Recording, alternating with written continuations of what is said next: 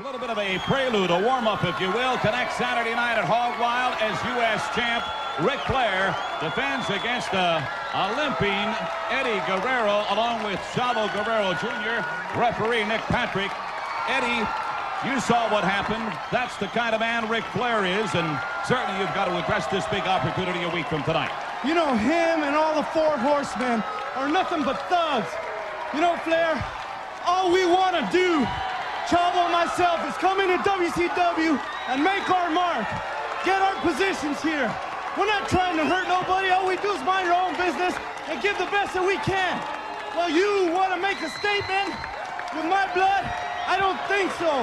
All you did was add fuel to my fire, the fire that burns inside of me.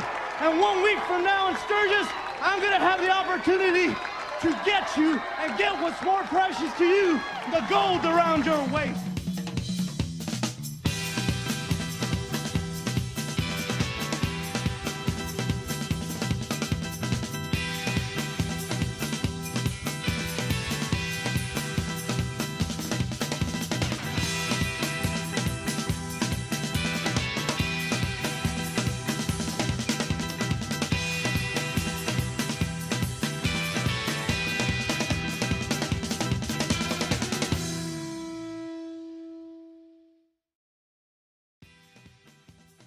Hello and welcome to Keep Kayfabe, the web show in which we examine and critique the careers and characters of our favorite professional wrestlers. I am your host, Dean Malenko apologist, Rod.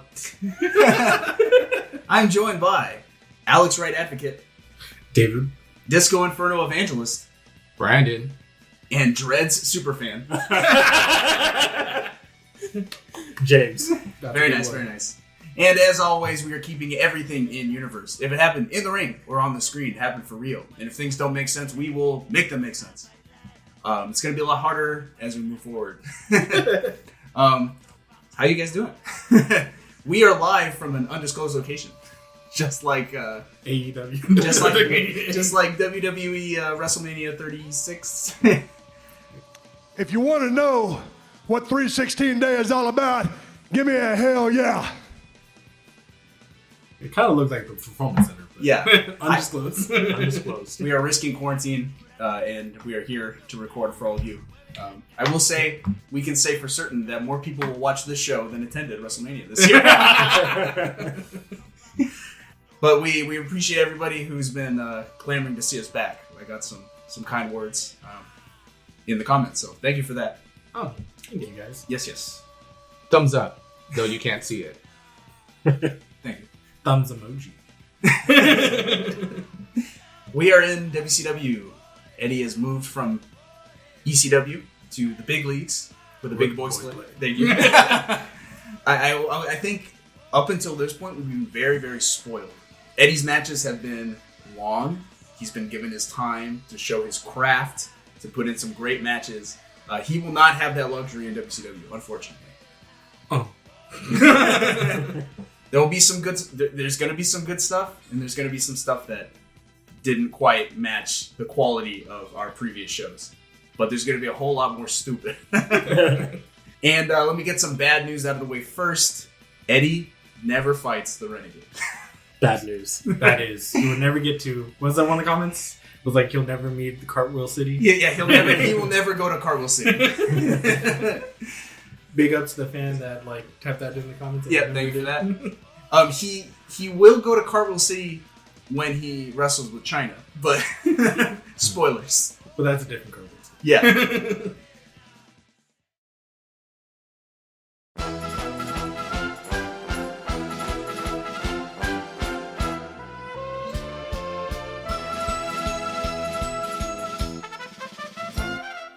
As we saw in our last episode, Eddie Guerrero, Dean Malenko, and a handful of other international wrestlers from New Japan Pro Wrestling were contractually obligated to make the jump to WCW.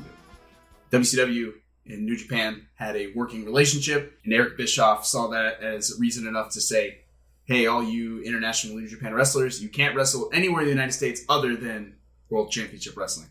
Makes sense business-wise. It kind of sucks for some of the guys who maybe didn't want to wrestle in WCW. But sucks for the fans. Yeah. And definitely the rabid ECW fans, they were pretty mad, as you saw in our last episode. As we said, this means that Eddie Guerrero can no longer apply his craft in ECW or any other American promotion other than WCW. So, with no other option in the United States, Eddie made his WCW debut on September 17th, 1995, during the main event pre-show of the Fall Brawl pay-per-view. It was home of the War Games match. Cue Steven Regal. War Games! War Games! But this wasn't actually Eddie's first time wrestling in WCW. In 1989, just 2 years into his career, Eddie did the job to legend Terry Funk on the NWA World Championship Wrestling television program, the show that would become WCW Saturday Night. You can find clips of that match in Keep Kayfabe Episode 1. I apologize ahead of time for the sound quality. He would then compete in a dark match during WCW Wrestle War 1991, but as we said, his official WCW debut was in 1995, and he fought Alex Wright. Das Wunderkind, Alex Wright. Cue, This weird dance? I don't know. I mean, there's a clip of Nick Jax's doing it, so you can totally check him doing it. do that Alex Wright shuffle. David, can you run down that match for us, please? Oh, yes, I will.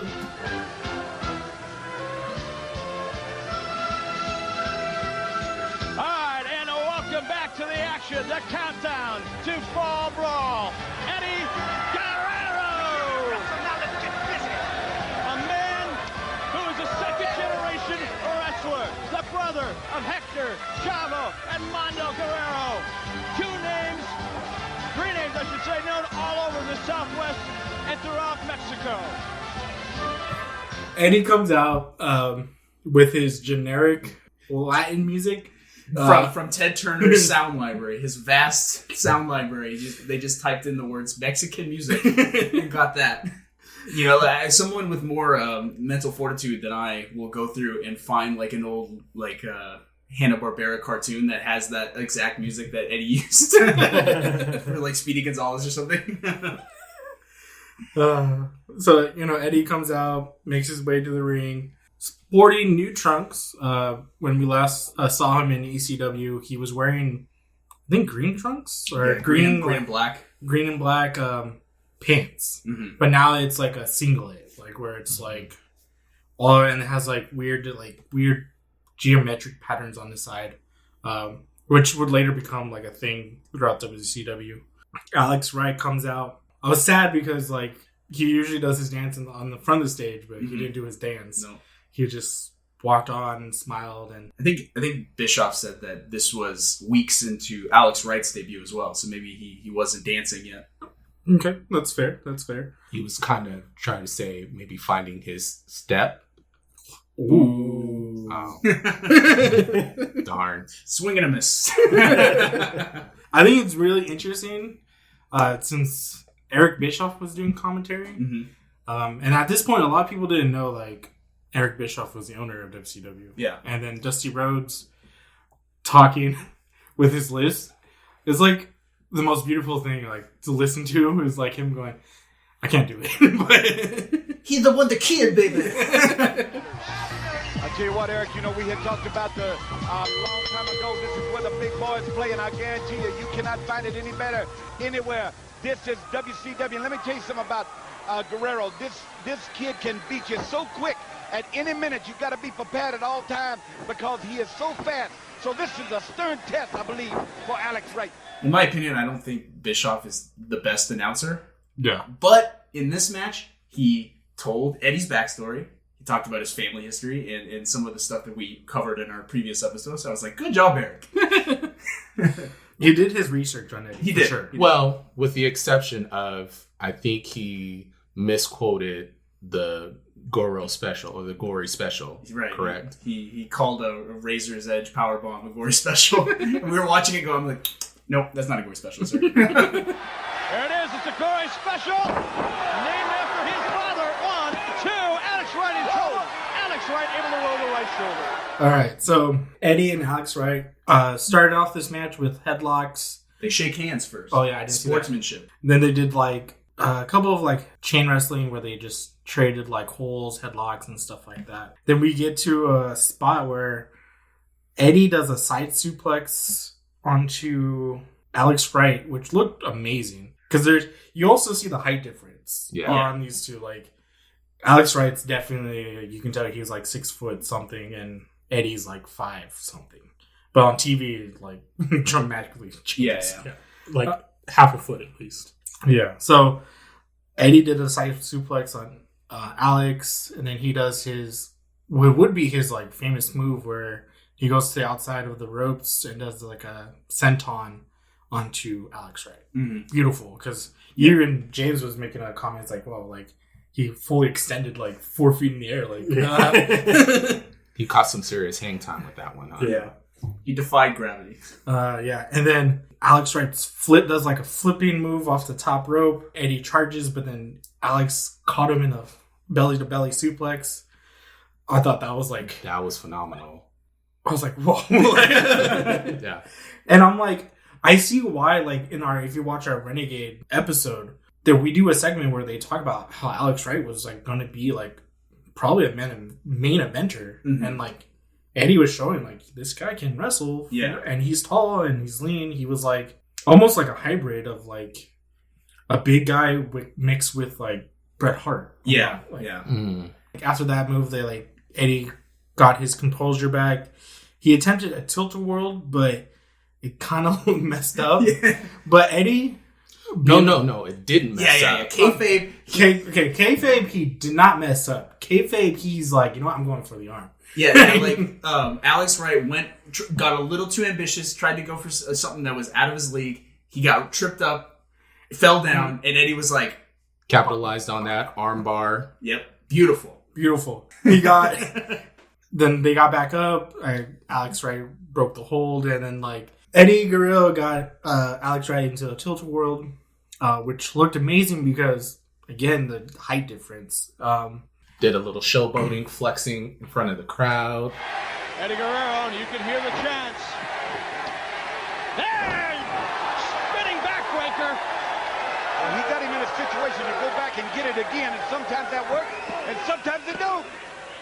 They did a spot with the razor edge into a powerbomb. Mm-hmm. So imagine Eddie Guerrero lifting Alex Wright, who's 6 feet and something inches, into like a razor edge position, lifts him up, and drops it into a powerbomb position.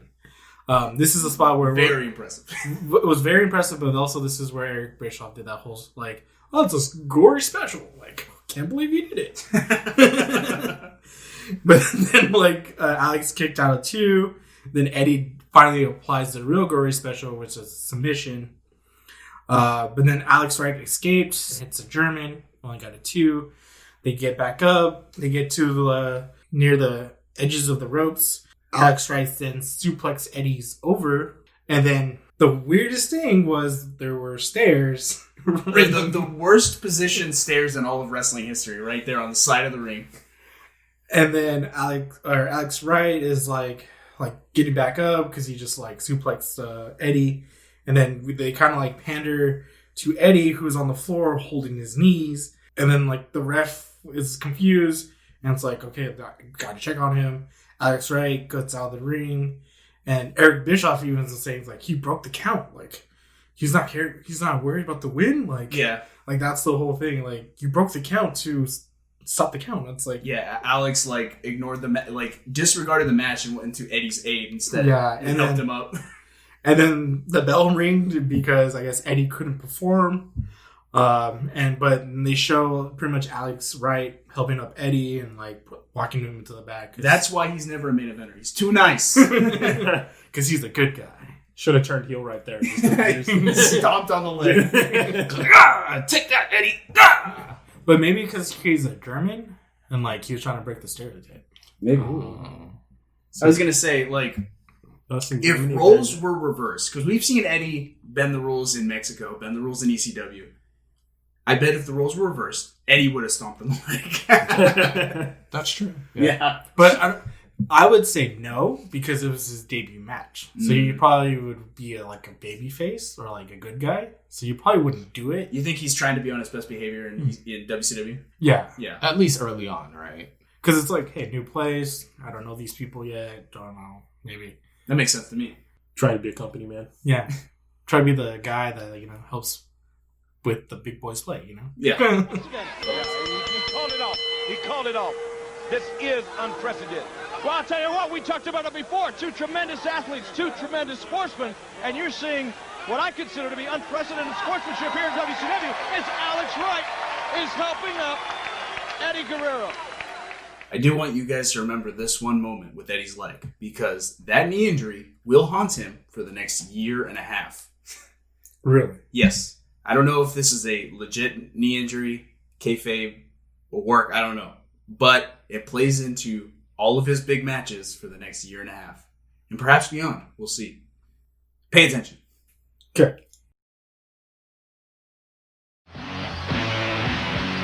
My background consists of basically being a second-generation wrestler. The pressures of being a second-generation wrestler are having to live up to the name of Eddie Guerrero, my father, and my brothers, which have been very good wrestlers. I started in Ciudad Juarez, Chihuahua, and it was kind of like, you could say, a part-time wrestling job. It branched off from there. You know, I started with La Empresa Mexicana de Lucha Libre, and then from there I went on to AAA. Wrestling in Mexico and wrestling in the United States is different and similar. It's a lot quicker and more aerial. Wrestling is wrestling, no matter where you're at. It's a great opportunity for me to be here in WCW. I'm not only going to be competing with people from the United States, but I'm going to be competing with people from Japan and all over the world. And that's what happens when you go big time, when you come into WCW. It's going to be a tough competition here in WCW. Brian Pillman, he is a tremendous athlete. You got an upcoming young talent, Alex Wright. You got Thunderjuice Liger, who's one of the best in the world. You got Dean Malenko coming in. You could say we have a history. And, you know, when I step into the ring with him, I want to make my statement here in WCW. After the WCW Universe got their first taste of his talents during Fall Brawl, Eddie Guerrero would go on to debut on WCW television later that month. A sit-down interview with Guerrero was featured on the September 30th episode of WCW Saturday Night.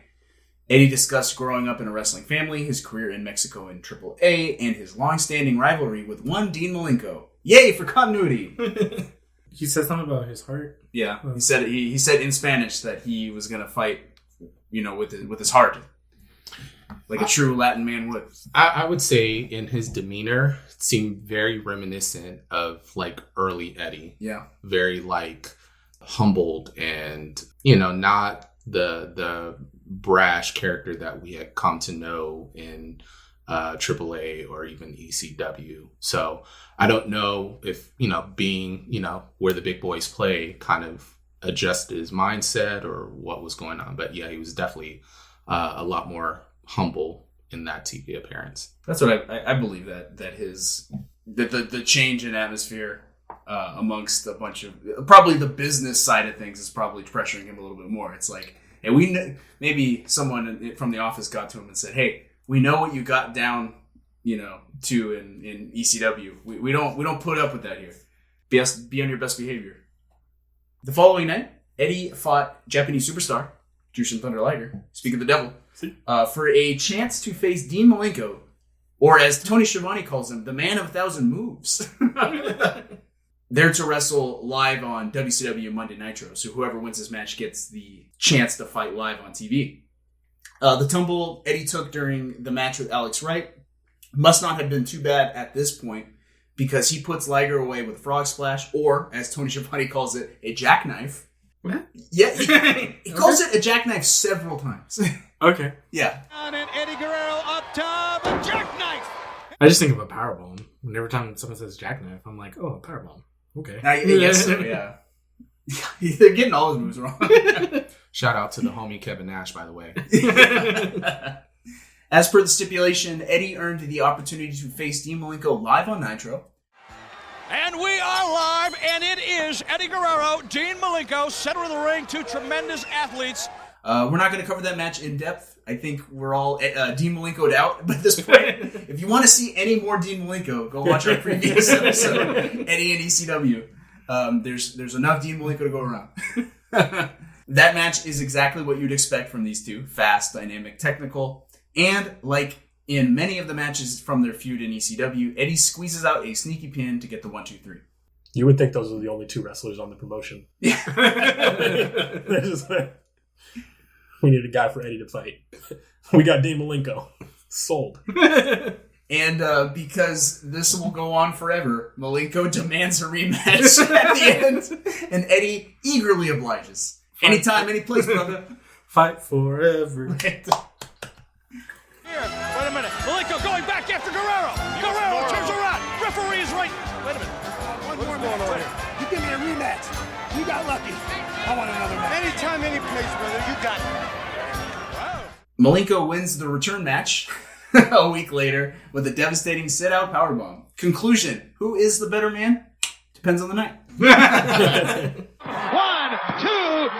Malenko wins it. Oh man. Okay, during that match, a wild Alex Wright appears to spectate, presumably because he has unfinished business with Guerrero. And wouldn't you know it, Wright and Guerrero have a rematch 2 weeks later on October 21st. They have a good sportsman-like contest, but neither man can secure a victory before the 15-minute time limit expires. The match ends in a draw. Oh, I did want to point this out. At the end of that match, a minute before the bell rings, like right before the time limit expires, Eddie gets a little desperate and pokes Wright in the eye. That's the Gringo Loco that we remember. So he's on his best behavior to a point. But there's no love lost as Wright and Guerrero shake hands at the end of the match. Tony Schiavone notes that they are scheduled to team together in a tag match against Dean Malenko and a certain man named Chris Benoit in the coming weeks. Ooh. Thought it was pronounced Benoit.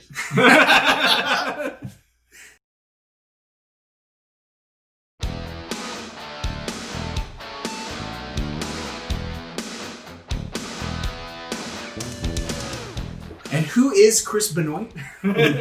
Chris Benoit. We've heard his name before, but let's get a little deeper into his history because his and Eddie's career will end up becoming forever intertwined. Chris Benoit debuted in the Canada-based promotion Stampede Wrestling, which was Stu Hart's company, in 1985, and quickly established himself as an intense and dedicated combatant. He, like Eddie, fought internationally in Japan and in Mexico, most frequently under a mask as Wild Pegasus. Wild Pegasus. Actually, under the mask, he was Pegasus Kid. Without the mask, he was Wild Pegasus. I got one of them, right? He was an accomplished cruiserweight in New Japan, winning the IWGP Junior Heavyweight title in 1990, winning the Best of the Super Juniors tournament twice in 1993 and 1995. I think he was the first Westerner to do so. And Gaijin. And he won the inaugural Super J Cup tournament in 1994. In 94, Benoit debuted in ECW. Notice the parallels between him and Eddie. Mm-hmm. Earning the nickname The Crippler after he legit broke Sabu's neck during the main event of November to Remember. Yeah. You can... Paul Heyman was brilliant because what he did, he replayed that thing over and over, and you were like, this is where he broke it. Yep. He did like the John Madden thing with the circle. And we got to go here. And X's and O's. Yep. So the Crippler persona, he would like just be like sinister and like wring his hands, and he's like, I'm going to break someone's neck tonight. The Crippler would soon join forces with Dean Malenko and ECW champion Shane Douglas to form the Triple Threat stable, with Benoit and Malenko winning the ECW tag titles, and obviously Shane Douglas had the world title, so they were almost like the Four Horsemen of ECW. Guerrero and Benoit shared the ring during this period. Their matches were always super good, super fast, very technical. Like, these guys were the best of the best. Mm-hmm. As was the case with other New Japan talents, Benoit was swept away in the New Japan WCW partnership and made his Nitro debut in September 95. WCW, where the big boys play. As I said, Benoit and Eddie would soon forge a multi-year saga together, so it would only make sense that Benoit's singles debut in the company would be against Mr. Guerrero. Let's kick it off with that match, which took place on October 16th. James? So we got a Monday night Nitro match. I was like, when I saw that it was a Monday night in October, my first thought was like, dude, that's football night, man. Like, so I looked up which game was playing at the same time, and it was Raiders versus Broncos. So John Elway was playing. He's competing with John Elway for ratings. I don't know who won. It's probably football. But yeah, I was gonna say it was probably Elway, but you never know. Division matchup. But he's with good company. Yeah, Let's put it that way. Good company. So Eddie walks out first. He's introduced as the great Eddie Guerrero in his debut, in Benoit's debut. Is it Eddie's debut or no? Benoit? It's Eddie's Nitro debut and Benoit's official debut. Okay, so both of their debuts on to an extent, and they describe him as real tough, real fast, real experienced. It's just like they want you to know that Eddie Guerrero is the man. What's he wearing? He's wearing a white jacket with red, like almost like palm tree like silhouettes on both shoulders, sequined. Shiny and glistening in the light. Like it's like those pillows where you're like you can like morph back and forth by like rubbing. That's what it looked like on his jacket. Yeah, so on his jacket, that's a white jacket, red trunks with white palm trees. It's like the same design, matching all the way to top to bottom. When he gets in the ring, he takes off the jacket to reveal that he's wearing a singlet. Benoit comes in afterwards, in contrast to Eddie, not wearing anything fancy. He's got no jacket, just wearing his blue trunks that he's been wearing since he was in wrestling in Mexico, Japan. And he doesn't even glance at the fans. He's all business. Yeah, all business, man. He he zeroes in. He's like target acquired, and just starts walking forward. I like that. I like the Terminator style. Eddie Guerrero is my target. Yeah, genetic. That's match. legit. That could have been his gimmick. Yeah, for sure. The Crippler, has acquired his target. It intends to cripple somebody. The match begins. Benoit throws Eddie off the ropes. Eddie shoulder checks him to the mat, and then goes to set up his own move. Benoit gets up and counters with a boot to the stomach and grabs a hold of Eddie around the waist. Eddie counters by spinning out to the side of Benoit's hold and going for a wrist lock, and then he steps through and does like a judo trip while doing the wrist lock and throws Benoit on his back. And the announcers were like baffled. They like had no idea what was going on. They've never seen wrestling like this before. Right. They were like he goes for a hammer throw. Wait, no, that wasn't a hammer throw. That was something else. And then like later on they were like, it was a wrist lock. But they didn't know, and they took them like 6 seconds just sitting there thinking to themselves like, what the heck was that? Then Eddie goes for the pin 3 times. Benoit kicks out all 3 times, faster and faster each time. 2 count, 1.5 count, 1 count. Then Eddie picks him up off the mat. Benoit takes the opportunity to launch Eddie off of him and go for a flying, what was that called again? Hurricane Rana. And it was gorgeous. Okay. Yeah, it was a flying Hurricane Rana, and it was gorgeous. It was gorgeous. Very important. It was poetry in motion. No, that's the Hardys. Oh, sorry. So Benoit goes for the Hurricane Rana. Then, not to be outdone, Eddie hits him right back with the same move. Then just as gorgeous. Yeah, equally gorgeous. Launches Benoit out of the ring, out the bottom of or underneath the ropes. Then Eddie runs off the ropes, comes back. It looks like he's gonna go for a 619. But then Benoit actually ducks out of the way as he's approaching. So Eddie thinks to himself, okay, can't do that. So he catches himself on the ropes and doesn't go outside. Instead, he gets back in the ring, goes to the corner in the top rope, and then launches himself like 10 feet horizontally to the outside of the ring. Like lucha Nacho Libre, like when he's Yeah. and then he like flies. He had clearly eaten eagle eggs for breakfast because he had eagle powers. He flies 10 actual feet across the outside of the ring and lands on Benoit for the body slam. Benoit recovers, and after a series of technical moves that take both men inside the ring and then back over the ropes, they both land awkwardly and are stunned. One might even say concussed.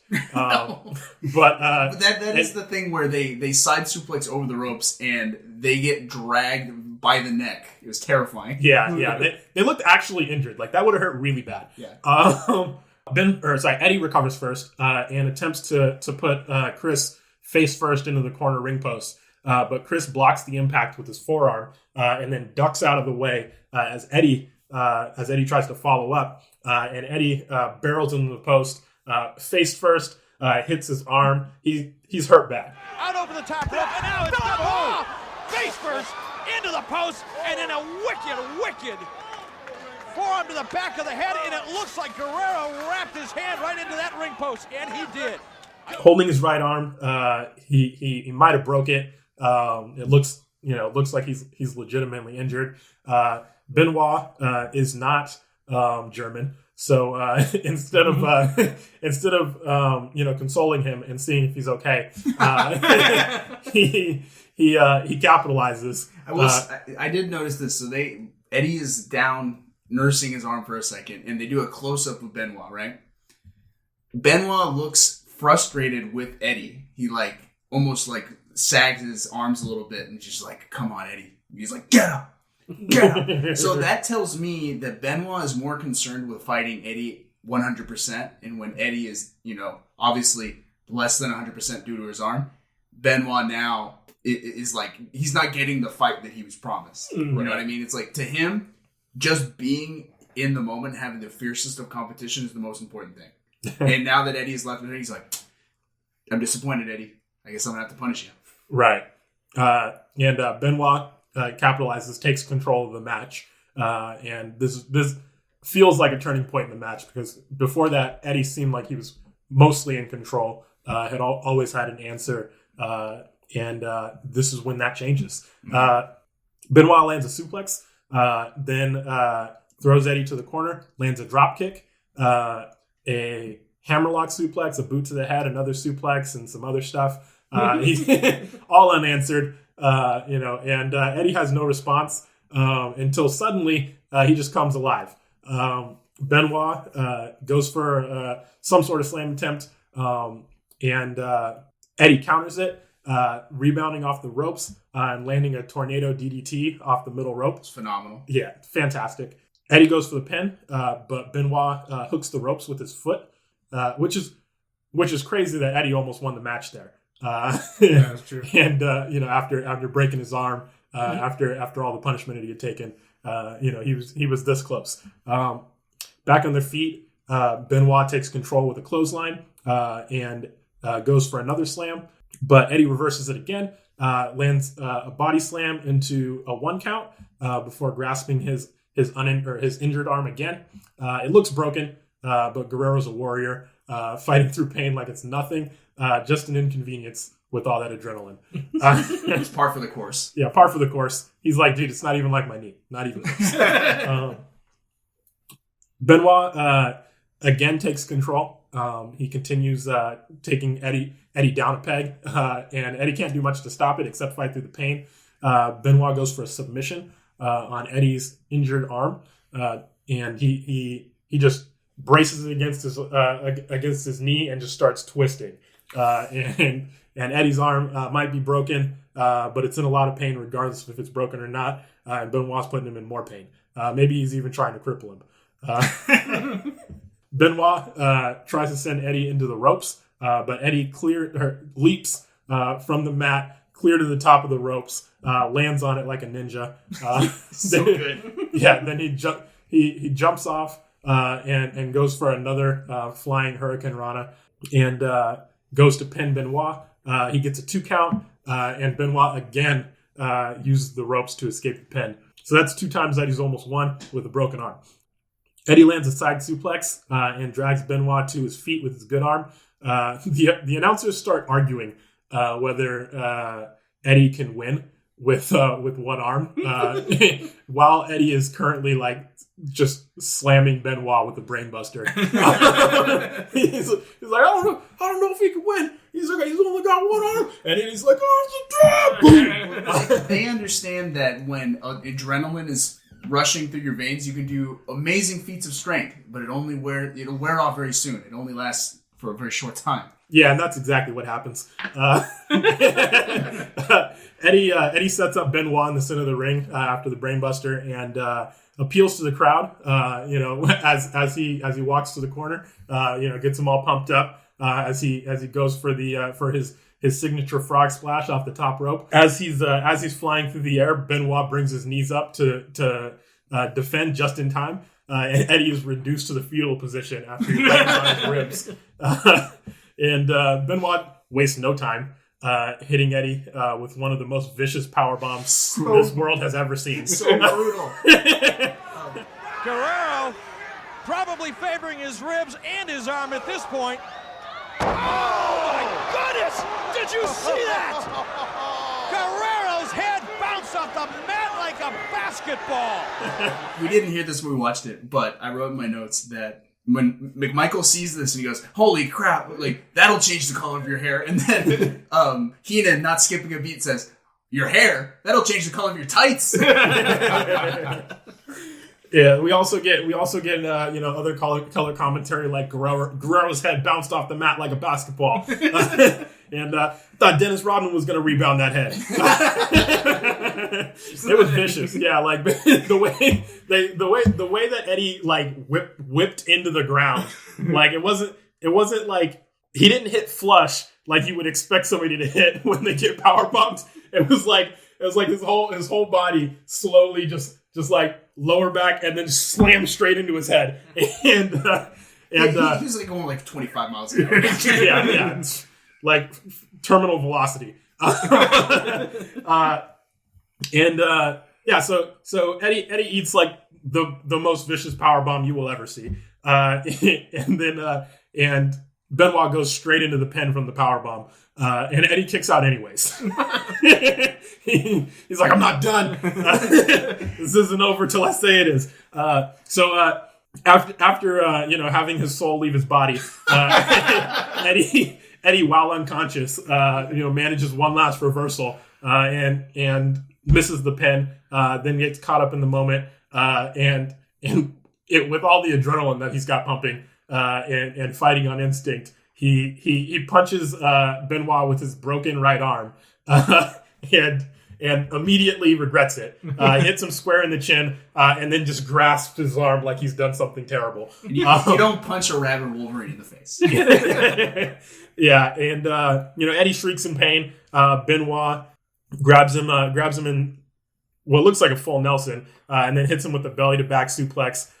Bridges over and pins his shoulders and gets the 3 count. Great match, 2 great wrestlers, and as the announcer said, if you're not a WCW fan after this, you're dumber than dirt. Benoit sticks Guerrero, but it was after Guerrero. He wasn't thinking straight, Mongo. He reached back, hold off Colcock Benoit with a hand that he wrapped around the ring post. And you know what? I think this is very telling. I think Bischoff was smart to sign guys like Benoit and Guerrero, because they demonstrated a different style of wrestling beyond that of the Hogans and the Nash that were kind of more slower, more methodical. Benoit and Guerrero brought intensity and just high octane moves, that really excited the crowd. The crowd was really hot for this. I would say probably 85% of the people in that room had never seen these two guys wrestle before, and they were blown away by what they saw. Yeah, while I was trying to take notes, I was just I had to like rewind every like 30 seconds so that I could like write down what was happening. Because there wasn't like a time where it was like, okay, nothing's happening. I could just write down what just happened. I had to like pause in between moves Otherwise, I just wouldn't be able to type fast enough. It was fantastic. I mean, give credit to Eric Bischoff because he knew like his main stars couldn't do wrestling matches like that. Mm-hmm. And so he capitalized like, okay, we'll use these guys to keep people here until the Hogan come out, to the Hall and the Nashes and all that stuff, and like give them like the 2-minute like main event, but at least they will go home satisfied because it's like, oh, we saw Eddie and Benoit and like all the young guys are like wrestling their heart out.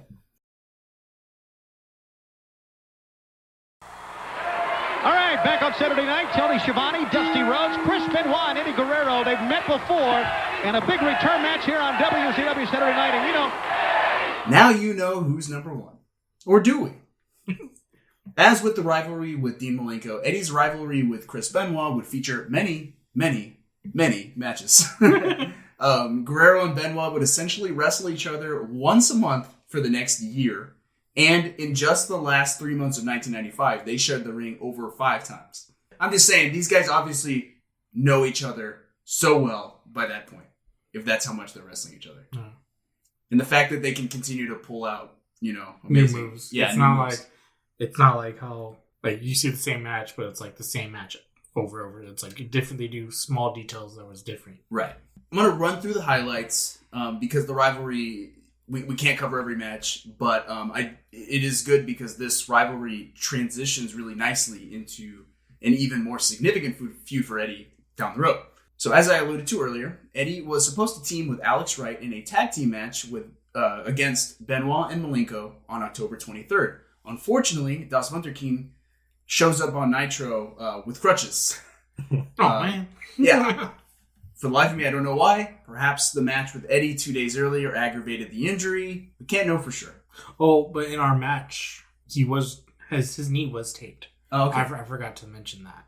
So maybe that's... Oh, so maybe the injury... The tumble onto the stairs hurt his... injured knee. Maybe. Pure. Yeah, it's possible. Anyway, a mysterious masked wrestler named Mr. JL steps in to replace Wright as Eddie's partner. And after a pretty excellent match, Eddie and Benoit take a tumble to the outside... running theme, which distracts the ref. Alex Wright takes that opportunity to trip up Malenko with his crutches, allowing JL to secure a pin. So, I don't know if Eddie got to Alex Wright and, maybe corrupted our German friend. But now they're both cheating. Probably didn't take much.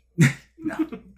In a surprise twist, on his way back to the ring, Eddie is accosted out of nowhere by Flying Brian Pillman. Eddie Guerrero, a very, very happy Eddie Guerrero making his way back to the locker room, but Brian Pillman comes out and hands him his lunch.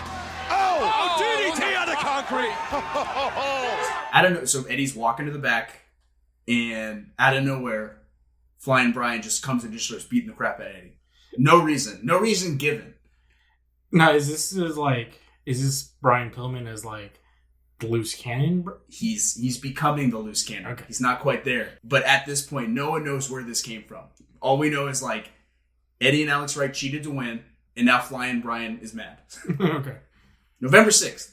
At the end of a hellacious rematch, Eddie transitions a belly back suplex against Benoit to secure a pin. But the Crippler had his foot on the rope, so it's not clean. And here's where things get more complicated. Before their next rematch scheduled for November 18th, Chris Benoit is revealed to be the 4th member of a reformed Four Horsemen alongside Ric Flair, Arn Anderson, and Brian Pillman. Oh, yes, that's right. Flying Brian. So that's why Pillman attacked Eddie, because I assume at this point Benoit's already part of the Horsemen. Brian Pillman just joined the Horsemen. So when Eddie cheated to beat Benoit, Pillman ran in to get even with him. So that's where that came from. So essentially, when Eddie was picking a fight with Benoit, he was unknowingly picking a fight with the Four Horsemen. And that's how he got here. Makes sense. Yep. Full circle.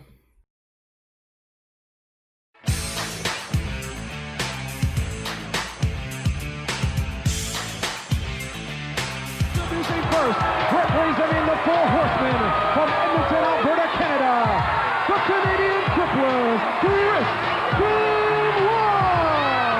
Chris Benoit, and Eddie Guerrero to go at it again. We talked about what we had last week. We'll be showing you that in just a few moments. Chris Benoit, always confident, always cocky, even more so now that he's a member of the elite group, the Four Horsemen. So, in his November 18th match with Chris Benoit, Eddie isn't just facing a rival, he's facing a horseman. They exhibit another brutal contest, with the match ending in a double countout after a belly back suplex off the top rope. A return match would surely follow, and then surely follow, and then surely follow. There was never any interference with the Horsemen during any of their matches? Not with Benoit. Was there a title on the line? Because usually a horseman always get involved when the title's on the line. Yeah, I think like up until later, if he's fighting Benoit, I think Benoit probably told his group members like, "Hey, leave me alone. I got this." Makes sense. He's too prideful to let the horsemen interfere. Before I get on to the next rematch, I do want to mention, as part of a little detour, on November 13th, Eddie gets his first title shot in WCW as he challenges Johnny B. Bad, where in WWF he was known as Mark Merrow. The Wild Man. The Wild for the television championship. The same title that the Renegade held. That's right. And Arn Anderson. That's right. I'll tell you something about this Eddie Guerrero. He's got 1,000 different ways to beat you, too. He's a hard man to prepare for because he's quick, he's fast, he'll do high aerial moves, and he can wrestle. Eddie Guerrero, a man who has really won the respect and admiration of not only his opponents, not only promoters from all over the world, but certainly the fans. They love Eddie Guerrero. He's a tremendous athlete, a great sportsman, and a guy that every time he steps into the ring, you know he is going to give 110%. That match ends at a time limit draw. Unfortunately, Eddie misses out on the gold. He'll get more chances later on. So here's where Eddie's feud with Benoit would broaden to include all of the Horsemen. On November 20th, Eddie was scheduled to face Ric Flair live on Monday Nitro. Woo! But before the match, Flair strolls into the ring, accompanied by Brian Pillman, dressed in his street clothes. Flair says that there must have been a big mistake, implying that he's way above fighting Eddie in any capacity. Eddie Guerrero, a guy who's made a big impression on the fans here in WCW, but what the hell's Pillman doing there? Well, he's one of the Four Horsemen.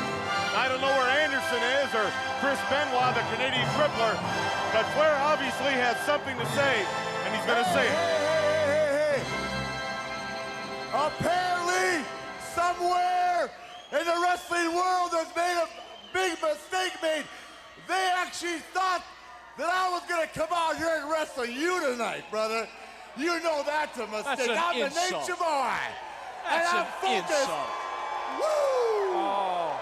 So instead, he announces that the great Brian Pillman would have the honor of pounding Eddie into the mat. And that's what we get. We get a match between Eddie and Pillman. Eddie brings the fire, pins Pillman with a sweet frog splash, puts him away. He shoots him up. Guerrero aims, fires. He gets it. 1, 2, and 3. He got him. What a victory. What a victory for that young man. Where's Ric Flair? Where's Arn Anderson? Hey, yeah. So that's one Horseman down. Now he needs to go after Benoit. That rematch would come on November 25th. After a banger match befitting these two maestros, Benoit steals a win by pinning Eddie with his feet on the ropes. So this is the first time that Benoit actually cheats to win after a rematch after rematch after rematch. Now, Eddie will obviously get his chance at Benoit down the road, but a more pressing opportunity arises the very next night. On November 26th, Eddie Guerrero took part in the World War III 3-ring 60-man battle royal for a chance to win the vacant WCW World Championship and a chance to one-up the dastardly Four Horsemen. I actually want to look at this match in depth because it not only is Eddie's first pay-per-view match in WCW, but it's one of the most noteworthy World War III performances in WCW history. WCW declares war.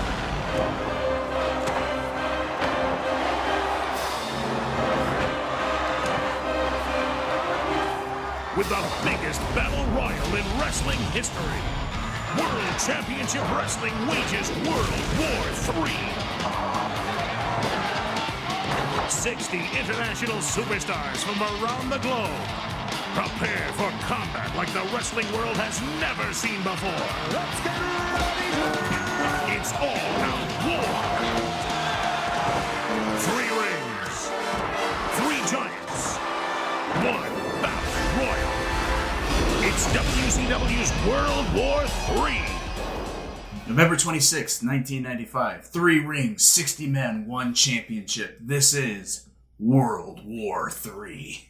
So yeah, this is essentially WCW's answer to the Royal Rumble, which is a sorry imitation for one of the greatest wrestling stipulations of all time. Wrestling gimmicks. Yeah. Wrestling match gimmicks. David was talking about how perfect the Royal Rumble is in concept. Yeah.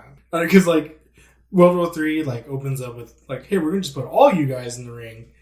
Instead of 1 ring, we'll put 3 rings. And then, instead of, like, you come out, like, every, like, 5 minutes, you have, like, your little spot. No, you're all in there. It's like everybody in the Royal Rumble at least gets 1 moment. You know, everyone gets a surprise. Everyone gets to, do one thing. And with World War III, it's like, no one's paying attention to anything. I'll get to the match and we'll talk about what it was like to watch it. But it's a sorry replacement for the Royal Rumble. The start of the pay-per-view features interviews with several of World War III's competitors as they discuss their strategies for the match. Eddie says his intention is to, quote, stay low. So what I'm gonna do is just kind of stay low. We'll see if he actually held to that when we get to the match. All right, the waiting is over. World War III about to begin. We take you now to David Penzer. Ladies and gentlemen, introducing the participants in the first ever 3-ring, 60-man battle royal to determine the new WCW World Heavyweight Champion. Anyway, Chris throws to ring announcer Dave Penzer, who runs through every last competitor in the match, one by one, and they parade out. No one looks like a star. They're all on equal footing. It's like no one looks like a star until you get to Hulk Hogan. Yeah, standing there by himself. Hulk Hogan is the last one. Yeah, but it's like a graduation. It's like everyone's getting into the yeah. It's exactly what it looks like. The total package, Lex Luger, Eddie Guerrero. Eddie is announced for Ring 2, which includes Four Horsemen member Arn Anderson. That's, someone he's in a feud with. And several main eventers like Sting, Lex Luger, and The Giant, or The Big Show. Whoa! That's some stiff competition for to be in the ring with, I think. Somebody of Eddie's stature. Yeah, exactly. Might have some trouble throwing somebody of the Big Show's stature over the ring. Big Show's girth. Yeah. We are then thrown to Michael Buffer, who asks us one very important question. What does he say? Are you ready to rumble? Whoa, we're going to get copyrighted. That was too good. Fireworks, pyro, I'm pumped, and here we go. World War III is live. The match is utter mayhem. They show all 3 rings at once. There's like a graphic that shows ring 1 up here, ring 2 down here, ring 3 down here, and we just watch all 3 at once. My ADHD started. Yeah, exactly. It's like you can't focus on anything because there's movement everywhere. You also can't see anything. Yeah, because it's zoomed out to a degree. It's like you're sitting in the nosebleeds. Yeah. That's what it feels like. Yeah. Instead of like the television angle being better than sitting in like a crappy seat, it's objectively worse. And then they kept changing like the camera shot. So if you were following a particular individual, i.e. Eddie Guerrero, they would switch the camera angle and you'd be like, I don't know where. Yeah, they switch and focus on Arn Anderson fighting Lex Luger on the outside, and I'm like, I can't see my guy. It becomes like Finding Waldo. It's like, where's the guy in the red and white? That's exactly what it is. And then at some point, the cameramen get confused. So the graphic says they're showing ring 1, but they're actually showing ring 2. It's ridiculous. So anyway, I went through the effort. I got my magnifying glass out, and I looked for Eddie at all times. He looked for Waldo. I did. And he found him. I'm going to tell you every little thing that he did, because it's quite the journey. After the bell, Eddie immediately locks up with Lex Luger, and they battle it out in the corner. After he gets pulled away by Buddy Lee Parker, Eddie employs the basic battle royal strategy of walking around aimlessly and punching anybody who enters your side. Like, legit, what would you do if you were in this situation? I would be like Steve William Regal. And like when Michael Buffer is doing his thing, you see in the background William Regal just eyeing everybody like and like being paranoid because it's like he's in the middle of this like wall of men and just like a lot of beef. I would end up going between the ropes at some point and then just like troll around the outside, dragging people by their legs and stuff like that. So you're a heel. Yeah. Like it wouldn't be because I wouldn't be eliminated. I would just have gone under. So it's like I'm still in the match technically, and I'm just standing outside the ropes. You employ the Hulk Hogan strategy. Yeah. I would have been like Road Dogg in the one of his Royal Rumbles. All he did was hug the corner, the bottom rope, and just stay there. That is the best strategy to have, I think. Yeah. Yeah. Like Eddie said, he needs to stay low. He does not. Here's where Eddie's beef with the Four Horsemen catches up with him. Arn Anderson grabs him from behind, opening him up for several strikes to the chest, and even an Aaron open hand slap by Ming. One that you can hear if you're looking at it. If you're looking at like this tiny little thumbnail of Ring 1, you see Ming wind up, just smack Eddie straight in the chest, and you can hear it. It's crazy. He was able to make his way back in the ring without a referee seeing it. Surprised me. And we all know like Ming is friggin' Haku is like a legit tough man. Like people are saying like the question is like, oh, Brock Lesnar or Haku in a real fight, and everybody like old like Ric Flair and all those people will be like, oh, Haku, hands down. Yeah, like, there's like urban legends of him taking on like 30 men or something. Yeah, like he's that. a legit beast. Guerrero manages to escape and then starts to tussle with Barrio Brother Ricky.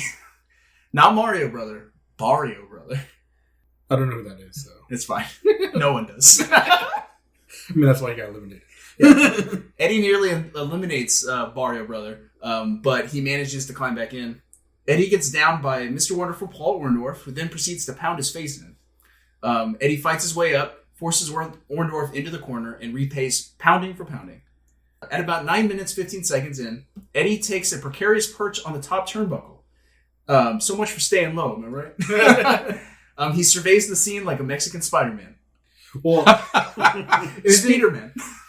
Is it because he's so small he couldn't like see over a lot of people, so that's why he like had to? He could get. I mean, blading through that sea of bodies would just be like you would. Yeah, you're right. You wouldn't be able to see anything. It'd just be like looking at people's nipples. Unless you're the Big Show, who would just like stand in the middle and was like, oh, I can see. While Eddie's up top, he is basically eye level with Big Show.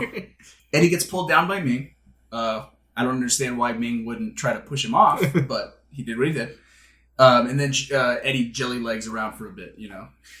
At about 10 minutes, 25 seconds, we shift to the hard cam, and Eddie is on the back of the Giant trying to get him in a rear naked choke. And I felt like that was like his first big spot. Because everybody cheered and got super excited. The Giant bucks him off like a bull, looks around for a second, and then turns his back to Eddie, just like, I'm done. He was like de-aggroed. Here's bigger targets. Yeah. Anyway, Eddie returns to fighting Barrio Brother Ricky near the corner. When the Barrio Brother climbs to the top turnbuckle to presumably jump down onto Eddie, he gets distracted by Pez Watley and Stevie Ray of Harlem Heat, allowing Eddie to send him to the outside with a dropkick. So that's Eddie's first elimination. Nice. At 12 minutes 30, with only 10 competitors left in Ring 2, Ref Nick Patrick starts signaling all of the men to move into Ring 1. That's the rule. It's like once each ring is whittled down to 10 people, they move into Ring 1. Eddie uses this as an opportunity to get a cheap shot at Lex Luger. Thought that was pretty funny. I was like, that's the Eddie we remember. The one who will take a cheap shot. All right, we are done. Yes. Our ring is empty. They have moved over to ring number 1. We had 10 men out. Luger's still a part of it. Sting's still a part of it. Arn Anderson. And most of all, the Giant, as he takes the walk over there, now joining in the same ring where Hulkamania is at right now. And man, I'm telling you, it's really getting to break loose. Okay, so the 10 left in Ring 2 at this time are Eddie Guerrero, Lex Luger, Sting, The Giant, Arn Anderson, Paul Orndorff, Ming, so that's all the big names, Disco Inferno, Squire David Taylor, and Jumpin' Joey Maggs. They join Ring 1, which includes big names like Hulk Hogan and Ric Flair. Eddie's potential for winning severely drops in this moment. Upon entering Ring 1, Eddie quickly goes after Ric Flair, I assume to make up for the match that the Nature Boy chickened his way out of. Mm-hmm. Flair delivers a devastating right hand and straight up just leaves the ring. He just walks through the ropes and takes off. Okay, bye. While Eddie's recovering in the corner, he notices Kevin Sullivan of the Dungeon of Doom stumble over. So he shoves the Dungeon Master into the corner and delivers a series of lightning back elbow drops like this. Kevin Sullivan, Arn Anderson, and Paul Orndorff try to triple team Eddie and send him on the outside. But our boy hangs onto the bottom rope like Road Dogg and scrambles back into the ring. At 15 minutes, the remaining wrestlers of Ring 3 make their way into Ring 1, including Randy Savage, Diamond Dallas Page, and Four Horsemen members Chris Benoit and Brian Pillman. The jobbers should be sweating at this point. Guerrero soon gets caught between the leaders of the Four Horsemen, Ric Flair, and the Dungeon of Doom, Kevin Sullivan, and it becomes clear that our boy does not have any friends in this match, other than one person, and who is that? Sting. There were a few moments in this match, especially when Eddie is fighting it out with Arn Anderson, where Sting would come in and make a save. But that's the thing, I don't think there's been any history between Eddie and Sting at this point, so I think David just thought maybe it was just Sting. Because Sting was always feuding with Ric Flair and the Four Horsemen, so maybe he saw common enemy, me and this guy have beef with this. My enemy is my friend. Yeah, that's exactly right. So I think, Sting has Eddie's back, sort of. After several more minutes of indistinguishable nonsense, Eddie makes a bold move by retreating to the apron. He climbs up behind Sting, who kind of shields him a little bit, and then standing in one of the corners, launches himself onto Arn Anderson. It was a pretty cool spot. Yeah. Very dangerous, because Sting could have easily just been no. Yeah, exactly. But a lot of trust in Sting. But when he does that catches everybody's attention. All of the announcers whoa, what's Eddie Guerrero doing? So, stepping out into the spotlight there. Eddie sells the knee onto the mat for a bit. So there's that wonky knee coming back. But eventually he rises up to deliver a sweet dropkick to Ming. Tony Schiavone remarks that Eddie is the smallest man in the match, but he has the biggest heart. Yeah. Guerrero once again becomes the target of Ric Flair and Arn Anderson. He fights back and even gets Arn into an abdominal stretch. At about 24 minutes, 50 seconds, only 10 men are left in this match. Now I'm going to list them off. You guys tell me their likelihood of winning this match at this point. So we got Eddie Guerrero. No. We got The Giant. Yeah. He's top 5 for sure. Arn Anderson. No. Sting. Yep. Randy Savage. Yep. Mm-hmm. Lex Luger. Yeah. Good chance there. One Man Gang. No. Honestly, the one guy in this match who sticks out like a sore thumb is One Man Gang. Paul Orndorff. No. His time's faded. Ric Flair. Yeah. And Hulk Hogan. Definitely. Oh, yeah. Oh, yeah. That's 100%. Eddie made it to the final 10, guys. Woo! And with some huge superstars, no less. Hey, if you're just playing Fortnite, that's pretty good. Yeah. Double XP weekend. In a tense spot, Eddie has once again mounted the Giant from behind. So the big man backs into the corner, leaving Eddie to teeter on the top turnbuckle. Sting spots Big Show in the corner and delivers a Stinger Splash, which inadvertently sends Eddie up and over. Luckily, he's able to narrowly avoid elimination and wriggle his way back into the ring, but he's clearly damaged while lying on the apron. Mm-hmm. And here we go. Arn Anderson and Ric Flair step forward to finish off Eddie. But Latino Heat, he fires back up for a final stand. Arn tries to back body drop Eddie over the ropes, but Guerrero stands firm. The enforcer then throws Eddie through the middle ropes and attempts to back his head into the ring post. Our boy, ever tenacious, reverses, sends Anderson over the turnbuckle, and delivers a drop kick off the top. Look good. Mm-hmm. Got a big pop out of all of us. Ric Flair, who's just standing there watching this whole thing happen. He's just like, yeah, Arn just got kicked in the face. He finally steps forward and gets Guerrero into the figure 4. Then Arn walks over, like grabs Eddie's arms and adds more leverage to the leg hold. And Eddie is like screaming in pain. Flair's now snapped the figure 4 on Guerrero, which is a smart move. If you don't have any power in your legs, you can't lift a man up. And then his buddy, good old pal, Sting. Yep, he comes back in for the assist. But unfortunately, the double team by the Horsemen is just too much for Eddie. He gets up, takes a double A spine buster, and is thrown out soon afterward. Off camera. Off camera, which is the most frustrating thing. And we don't see it, but Bobby Heenan remarks that Eddie landed neck first onto the guardrail on his way out. Ooh. Yeah. So I'm sure that felt good. 51 men have been eliminated in this 3-ring World War III Battle Royal for the world title. Guerrero's gone. I believe so. I believe there he is. Eddie Guerrero is out. And he landed with his neck on the rail there. So that's that, guys. Eddie Guerrero survived 26 minutes, 58 seconds, and was the 52nd man eliminated in World War III. He was only outlasted by eventual winner Randy Savage, Hulk Hogan, Ric Flair, Sting, Lex Luger, The Giant, Arn Anderson, and the One Luckiest Man gang. That's pretty dang good considering the competition. Yeah, I would say that's a good showing for... Yeah. Especially since you were saying like he debuted like 2 months.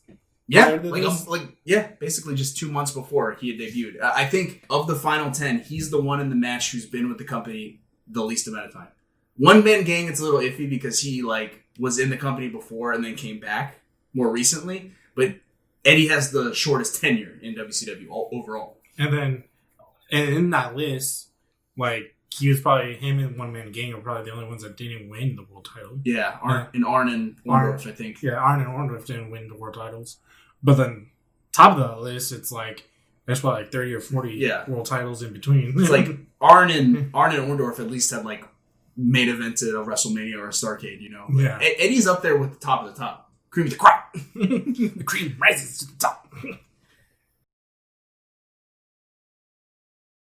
All right, because I don't have any other place to put it, I want to run through Eddie's World War III record because he competes in the next 3, and there were only 4 in history, and he competed all 4 and did pretty dang well in all of them. 1996. Despite appearing to eliminate himself early in the match by vaulting over the top rope to go after Steven Regal. He just does a plancha over the top just randomly and hits the floor. And I'm like, he's out. Nope, actually he's able to get back in. I think it's because no one technically eliminated him. No one threw him over. So no one tagged him. Yeah. Anyway, he gets back in. He officially survives 25 minutes, 16 seconds, making it again to the final 10. Oh, nice. He was eliminated by Diamond Dallas Page. 1997, he survived 16 minutes 36 seconds before being eliminated by Rey Mysterio Jr. And then in 1998, he made it to the final 20, being eliminated after 11 minutes 50 seconds by Billy Kidman. Sounds like all those people you feud with later. Yeah, exactly. It's almost like this match is tied in with the feud that's going on.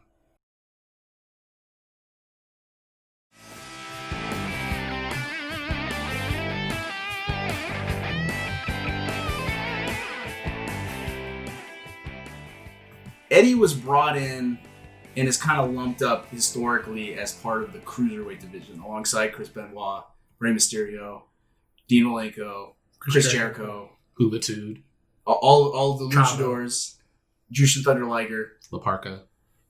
Everybody loves La Parka. L.A. Parka. Psychosis. Can we just try to name them all? Gotta catch them all. Who's that Cruiserweight? It's Mysterio!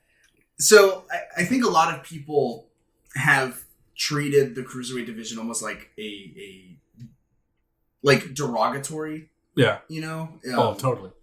It's almost like lesser than, right? Mm-hmm. It wasn't part of the big NWO angle at the top of the card. It was always put lower. Mm-hmm. And a lot of Chris Jericho complains about it. He always talks about there was a glass ceiling in WCW, and he could never get it. Yeah, he could never break through. Right. I think that's the one reason why he left to WWE.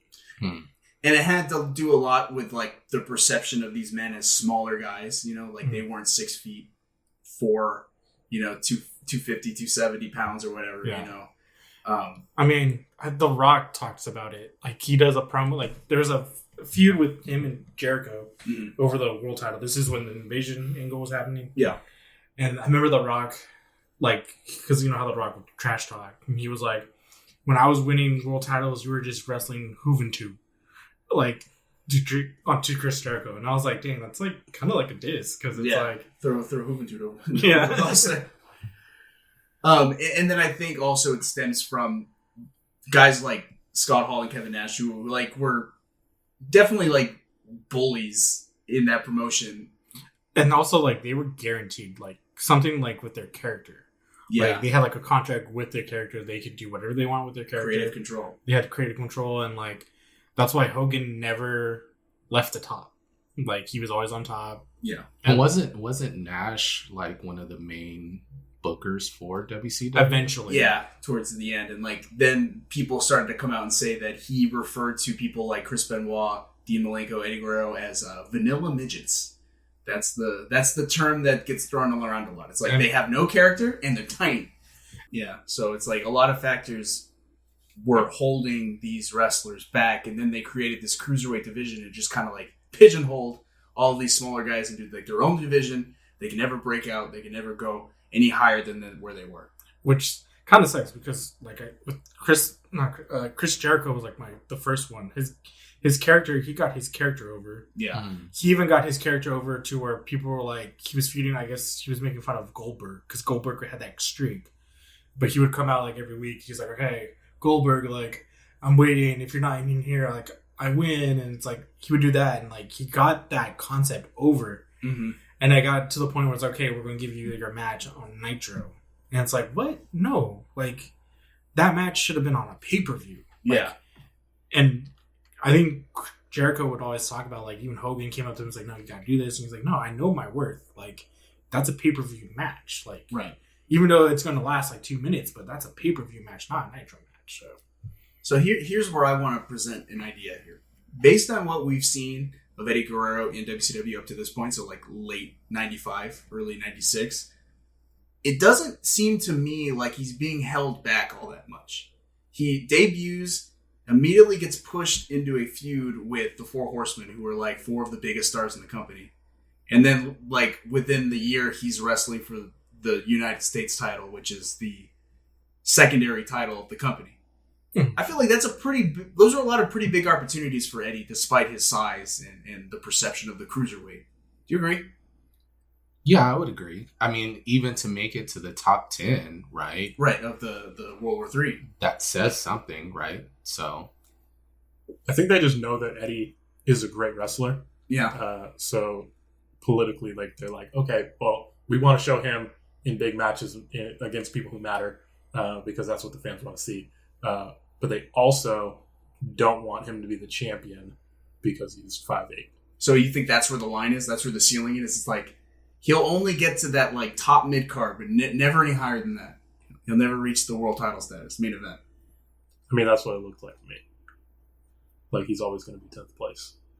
That makes sense. It's kind of like, I don't know, the analogy of football, right? Where I think they said about Eddie, like he's got the biggest heart, but he wasn't big enough or tall enough. Yeah, he's like Rudy. Exactly. As far as fan perception goes, it seemed like whenever, at least when Eddie is fighting or when Benoit is fighting, like the fans are like pretty much into it. I listened to Jericho's podcast and he talks about like to him when he wrestled, it was like when the cruiserweights came on, the crowd like tuned out. They were like, no, this isn't important. I'm not going to watch or I'm not going to get engaged. But that's not what I saw, at least in 1995. I think the Cruiserweights were giving like good matches, and in the match that we saw with Chris Benoit and Eddie, like even though that was like early stuff, like I felt like the crowd got into it. Mm-hmm. But then again, we don't know because we just saw that one Nitro. Maybe if we were to like go down like a couple Nitros later, maybe the crowd wasn't into it. It could also be like where it was, and yeah, it also depends on the crowd too. Yeah, there's also a difference between the fan, like the big fans and casual fans. In every sport, there's like fans who only care about a certain thing. Yeah. Baseball, it's like, okay, high scoring home runs, that kind of baseball. Some fans only like that. And if there's a pitcher's duel, they're like, this is so boring. Nobody hits the ball. Football, it's like, people like scoring offense. They like watching 48 to 49 games. And some other people, people who are big fans of football, sometimes, if the game's 10-13, they're like wrapped. And wrestling could be the same way. It's like some people just like watching Batista bomb people, and Hulk Hogan and championship wrestling, where people are fighting for the belt, and when they see something that is more, hey man, this is a master of the craft and he's really good at what he does, and that's why this is interesting. They look at it and they're like, yeah, but like, I don't care. It's like, is he gonna get something shiny at the end of the match? And if the answer is no, they don't want to watch it. Like, so when someone like Kevin Nash refers to these people as vanilla midgets, like, I don't think that statement holds water, but is there validity to it? Like, that argument's been like around in the wrestling industry forever. Like, just recently, they was it Road Dogg called Adam Cole could be like a Universal Champion, but only if he was like 6 foot something. Yeah. Whereas, like, Adam Cole's like one of the best wrestlers in WWE right now. Yeah, and then it's like that whole thing. It's like that size is like has to matter for some reason. So I feel like the problem with people being small when they're a wrestler is that people that are big, like regular big Americans, you look at that guy and you say, I might be able to take that guy. That's what I wanted to get at. It's like, when you look at someone like Eddie Guerrero in like 1995 or 96, or Dean Malenko or any of those guys, like, do you take them seriously as a competitor if they're facing someone like Hulk Hogan or Randy Savage or Sting? Right. I don't. Because like, I've been in a fight with a kid that was like way bigger than me when I was in junior high, and it was like, I can't think of anything that's going to work because he's bigger, faster, and stronger. So I was like, I don't know what I'm going to do, man. It's kind of like watching Tom Cruise in an action movie. You see him take a haymaker from a guy that's like 6'4", 250 pounds, like Henry Cavill. And you're like, yeah, he'd be on the ground, bro. That's what happens. I think what it comes down to is, what is the story that they're telling, right? Like, and usually when you're looking at the cruiserweights, it's always a David versus Goliath type of scenario, right? Where they're not focusing on the actual size of the competitors, right? But they're focusing on the speed, the agility, the amount of heart that they have, right? Yeah. And so in that, there's something to be said about, maybe someone not being big enough to beat you up, but being quick enough to, or have like the stamina, to outlast you and become victorious, right? So I'm thinking like Big Show, right? Like, I feel like he gets winded pretty quickly, like these days, like he's a big guy. That's the thing. It takes a lot of energy to exhaust. Yeah. yeah. So if you've got like Rey Mysterio, who is just like whipping around and run around, if you're chasing Rey Mysterio for like too long, you're just gonna get too tired, and then you can take advantage. I was gonna say, so was it smart for WCW to establish its own division for these cruiserweights? Right, almost like UFC or boxing has their own weight classes. Was that a smart thing to do for them? I like it because I feel like when you get matches where there's a cruiserweight against a heavyweight, a lot of the times the heavyweight is exciting because of the narrative that's been built around them. And the cruiserweight is exciting because he does cool spots. And when you get in a situation where you have like them in the same ring, you have one guy who does cool spots and another guy whose story is not related to the cruiserweight at all. So you're bored because you're getting like half as many spots as you would if it was a cruiserweight versus cruiserweight match. And none of them are like both people doing cool stuff. It's just a cruiserweight doing something cool, and Big Show standing in the middle of the ring waiting for him to do it.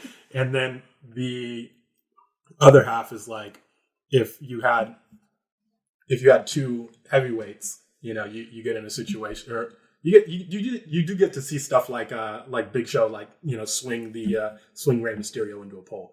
But other than that, I just feel like you're missing out on like the strengths of both sides, as opposed to like maximizing.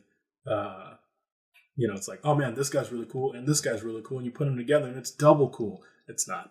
So you're saying it's more effective to basically have like two dance partners who are like going to bring out the best in each other, right? Rather than trying to mix them. That's my opinion. Yeah. Yeah, I think it takes experts in wrestling that have been wrestling for years, and I think you see that in the Guerreros and the like wrestle kind of bigger guys. But if you just take a cruiserweight, who's only really been at it for like a couple of years and put them up against someone like their Big Show or even Kevin Nash, their styles are completely different, right? The bigger guys are slow but huge moves that are like, oh my gosh, and like James was sharing, with the cruiserweights, it's all about these spots and fast pace, like one thing after another. And so it's just really hard to blend the two unless you are just a very exceptional wrestler, who's had the experience under their belts. I think they needed what they should have done was treated the cruiserweight division like an NXT. It's like once those guys reach a certain point where they're like, we know these guys can go. We know they have like established characters. We can take them seriously. We know they can have really entertaining matches in addition to being like very like impressive. They can like almost get called up to the next level, to the next, to like the main event division, I guess. Yeah, that would be cool. And Eddie and Benoit almost reached that point, but they just like, nope. Well, I mean, Chris Benoit did. Yeah, but that was like under duress. It's where he was like, okay, I know you're leaving. Here's the title. Yeah. He was like, no, I'm good. They should have just keep taking steroids. So you get like 220-pound Eddie Guerrero in there. We'll see him. We'll see that. We'll see that very soon.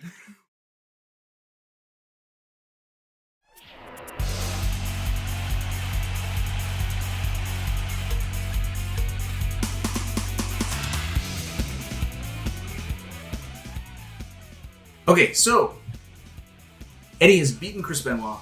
He's beaten Brian Pillman. He gave Arn Anderson a run for his money in World War III. I'd say he's earned himself a title shot with Ric Flair. Don't you think? Mm-hmm. Yep. Well, it seemed that WCW agreed because that match would happen on December 18th on Monday Nitro. Allow me to run down that match, which is, in my opinion, Eddie's biggest opportunity up to that point in his career. I'll tell you what a way to start out a show. Oh, we got the fridge. We got the WWF title in the garbage can. And we got the Nature Boy. We got the Nature Boy, Ric Flair, opening up the broadcast. Wow. Oh, you gotta love it. So Flair is shown walking to the ring, looking like he's just trying to get this whole thing over with. Like he figures, I got it in the bag, let's just get it done. Eddie's already in the ring, no entrance, and he stares daggers into the Nature Boy. Okay, after the bell, Flair stalls with his normal shenanigans, hot dogging to the crowd, strutting, feigning a lockup. Psychological warfare? I think so. They finally lock up, and Eddie surprises the Nature Boy with some competent mat wrestling. And I think that catches Ric Flair by surprise. He didn't know kind of who he was facing. He thought Eddie was some kind of like scrub, but obviously there's more to Eddie than that. Exactly. So at that point, like, Ric Flair quickly disengages and is like, oh, okay, hold on. Let me wipe my hair down. Let's regroup here. Woo! Flair changes strategy and starts throwing forearms, but it's clear that he's still not taking the bout seriously. He turns his back to Eddie to face the crowd, so Latino Heat takes advantage and hits him with a dropkick. And Flair does the classic Flair flop. Here's where Eddie starts getting more confident. He takes Flair down with a couple of chokeholds and then ruffles his hair a little bit. Eddie like sees that Flair's not taking it seriously, so he's not going to take it seriously at this point. You know, he just shakes his hair like a baby and then gets back up and starts like showboating as well. He catches Flair with a stiff right hand and then does a woo Flair strut combo. A brilliant exchange as Eddie delivers a series of standing drop kicks, only to whiff on the third one after Flair holds onto the ropes. I felt like that was Flair outsmarting Eddie. Eddie, I think, got a little too fired up, acted a little too recklessly, and then Flair is taking a little bit more methodically because he's still the master. This leaves Eddie open for a figure four, but Eddie quickly reverses it into a small package. Nature Boy escapes, and Eddie is able to reverse a hip toss attempt into a backslide. He's got an answer for everything so far. And he seals the deal by mocking Flair once again. Woo! Flair, looking to take the fight more seriously now, initiates a series of back and forth strikes. Eddie gains momentum, landing a tornado DDT and a springboard hurricanrana. Amazing as always. Yes. But Flair does not give up. When Guerrero goes up to the top rope for presumably a frog splash, Nate scrambles to the ropes and then hits the top rope, which causes Eddie to lose his footing and fall hard to the outside, real hard. Lands on both feet. Then he immediately goes and grasps the knee that he injured in the match with Alex Wright.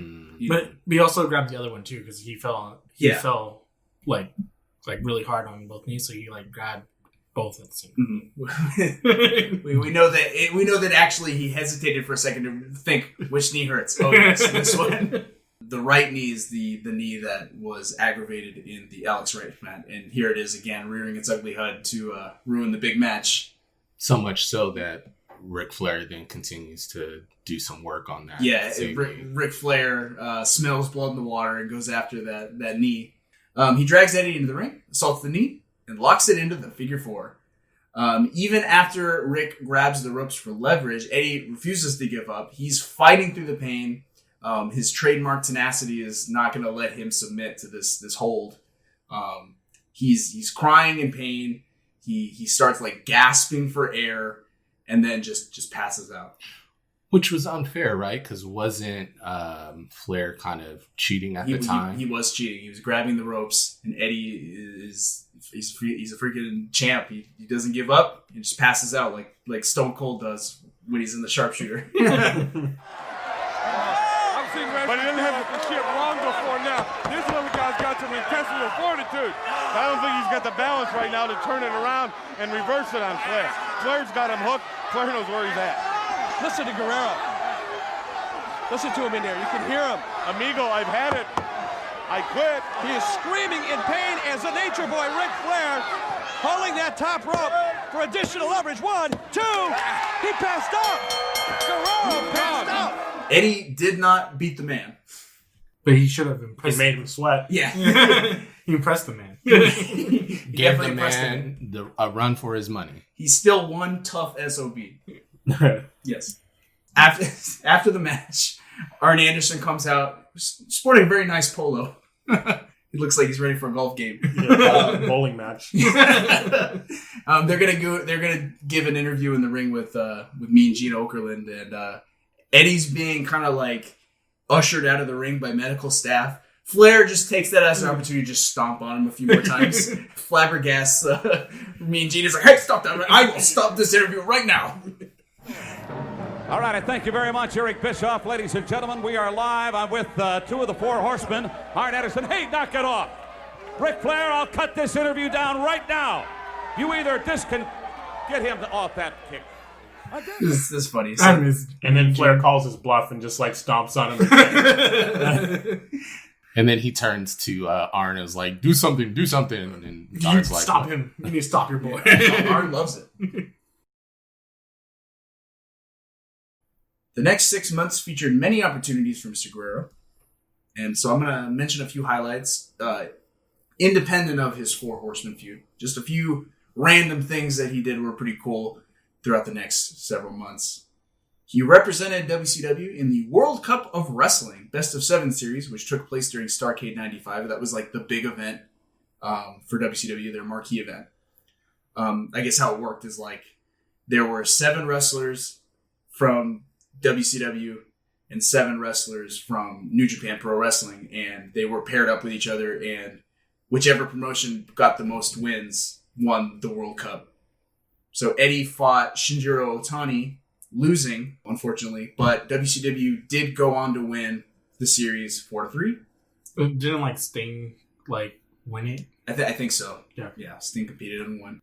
Eddie earned a shot at the United States title at the uncensored pay-per-view. Do you know who his opponent was? Conan? Yes, you got it. It was his old Gringo Loco compadre, Conan. When we last saw Conan and Eddie, they were not on good terms. Eddie kicked him out of the Los Gringos Locos and then left off to WCW. They did not mend. It looked like Conan had forgiven him. Oh, yeah? But it didn't look like Eddie had really squared it. Conan now, high impact. Unos, dos, tres. Yes, I know how to count in Spanish. Up on top. Oh! That's a low blow. That's a low blow, and the fans are booing. Yeah, that is a low blow. And he rolls him No, up. 1, no. 2, 3. Wait a second. You got it. You think Conan really deserved that? I mean, that was a low blow. Or was it by accident? After spending 20 minutes in the ring with Eddie Guerrero, anytime you can walk away with a win, take it. Yeah, Guerrero came up short after taking a low blow from Conan. It was an accident. Totally an accident, but it's like, dude, you cheated. You knew I was down, but you still took the you took the cheap way to win. It might be Eddie coming up, trying to manufacture a way to still be mad at Conan. It's like Eddie knew it was an accident, but he's going to treat it like Conan didn't know. You did that on purpose, you piece of trash. Like Michael Jordan just coming up with reasons why he hates the guy guarding him. So yeah, what we saw, it seemed like Conan was willing to forgive and forget. Eddie was the one with the grudge. On October 24th on Nitro, Eddie does an in-ring interview with Mean Gene Okerlund in which they discuss Eddie's participation in the 1996 Best of the Super Juniors tournament in New Japan. Thank you very much, Tony and Larry. As you described very aptly, the technical mechanics of this man are simply superb. Returning recently from international competition in Japan. We're going to talk about that in a moment. So here's the funny thing. On the books, Eddie Guerrero did not participate in the Best of the Super Junior tournament. Only Black Tiger did. So either in this interview they outed Black Tiger, or they outed Eddie Guerrero as Black Tiger, or here's a theory that I may present. Mean Gene Okerlund didn't do his research and look into it very much, so he confused someone else with Eddie Guerrero, and Eddie Guerrero was just too nice and just rolled with it. So when you say the person's name wrong, but they don't correct you. Yeah. So it's Dean Malenko wrestled in that tournament, and Mean Gene accidentally mistook Dean Malenko for Eddie Guerrero and thought he was interviewing Dean Malenko, and Eddie was just like, yeah. Because Eddie doesn't even talk about it. He doesn't say anything about the tournament. He just kind of was like, yeah. He was like, yeah, I saw the Mexican man wrestling, and it must have been you. And I'd like to make my bid again for the U.S. Championship. And I'd appreciate and always appreciate your people's support on that. He took part in the Lethal Lottery Tag Team Tournament during Slamboree 1996. The idea was you would draw, you would put in a random name. You would put your name in a hat. They would pull out 2 random names from the hat, and then those 2 wrestlers were in a tag team together. And then the makeshift tag teams would fight other tag teams, and the winners of the tournament would all be entered into a battle royal. Whoever wins the battle royal wins a title shot and a Battle Bowl ring. You become Lord of the Ring. Oh. So it's like Braun Strowman when he won the greatest Royal Rumble. He got the belt. Yeah. He pretty much got a belt for it. Yeah, exactly. Okay. DDP would win that, Lord of the Ring. We'll get back to that later. In this tournament, Eddie Guerrero was coupled with rival Arn Anderson. Oh. That's going to end well. And they fought in a match against the team of Ric Flair and Macho Man Randy Savage. I love this match because Macho Man's my favorite wrestler, and this is the only time where Eddie shares a ring with Macho Man in something other than World War III. So it's a very interesting milestone. Ric Flair is peeking out behind the corner there. Ric Flair. There he is at the right of your screen. Yeah, but I'll tell you what. Hey, guys, in the ring they have attacked Macho Man. Randy Savage has been attacked by Arn Anderson. Oh, it was set up. It was a plan. Horseman style, Ric Flair style. You can tell that. That's exactly what happened. Arn Anderson attack the Macho Man Randy Savage, Ric Flair. Get him, Eddie! Man, notice the ladies did not come out with Ric Flair. Whoa! Here we go. Unsurprisingly, Flair and Anderson immediately throw out the rules and conspire with each other to beat up their respective teammates. The match technically goes to Savage and Flair after Nature Boy pins Guerrero, but Eddie does get some wicks in. Come on, referee. 1, 2, yes! Flair makes the cover. And on top of all that, Eddie continued to carve out a name for himself by racking up wins against lesser talents. In fact, we're going to throw now to James for the...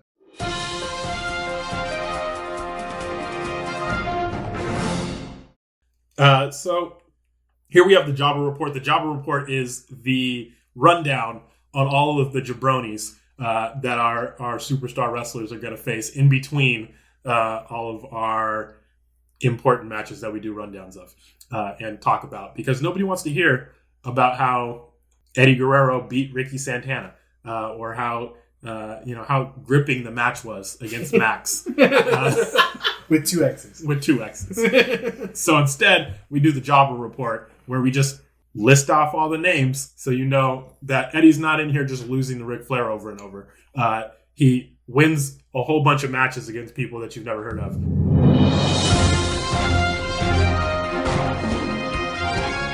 Well, over here at the Jobber Report, we have Ricky Santana, Sergeant Craig Pittman, The Gambler, Dave Dalton. I know a few Daltons myself. Mike Enos. Max. Enos. Oh, sorry. His name is Enos. I apologize. Yeah, Enos! Max with 2 X's. Very important to add that second X. He gets upset if you don't. Max. Yeah, something like that. Jim Powers, not related to Austin Powers. The Cheetah Kid, not a real Cheeto. Jimmy Graffiti. Jimmy. You can't make this stuff up, Have you folks. ever heard of Jimmy Graffiti? No.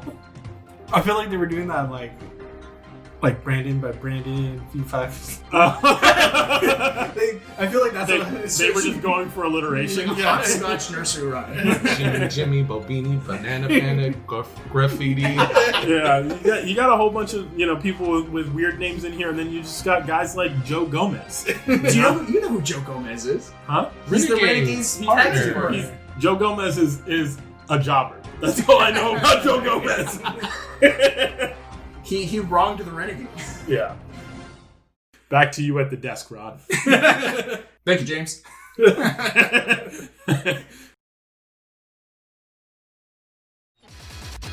a winner. Pay the front line, take the don'ts.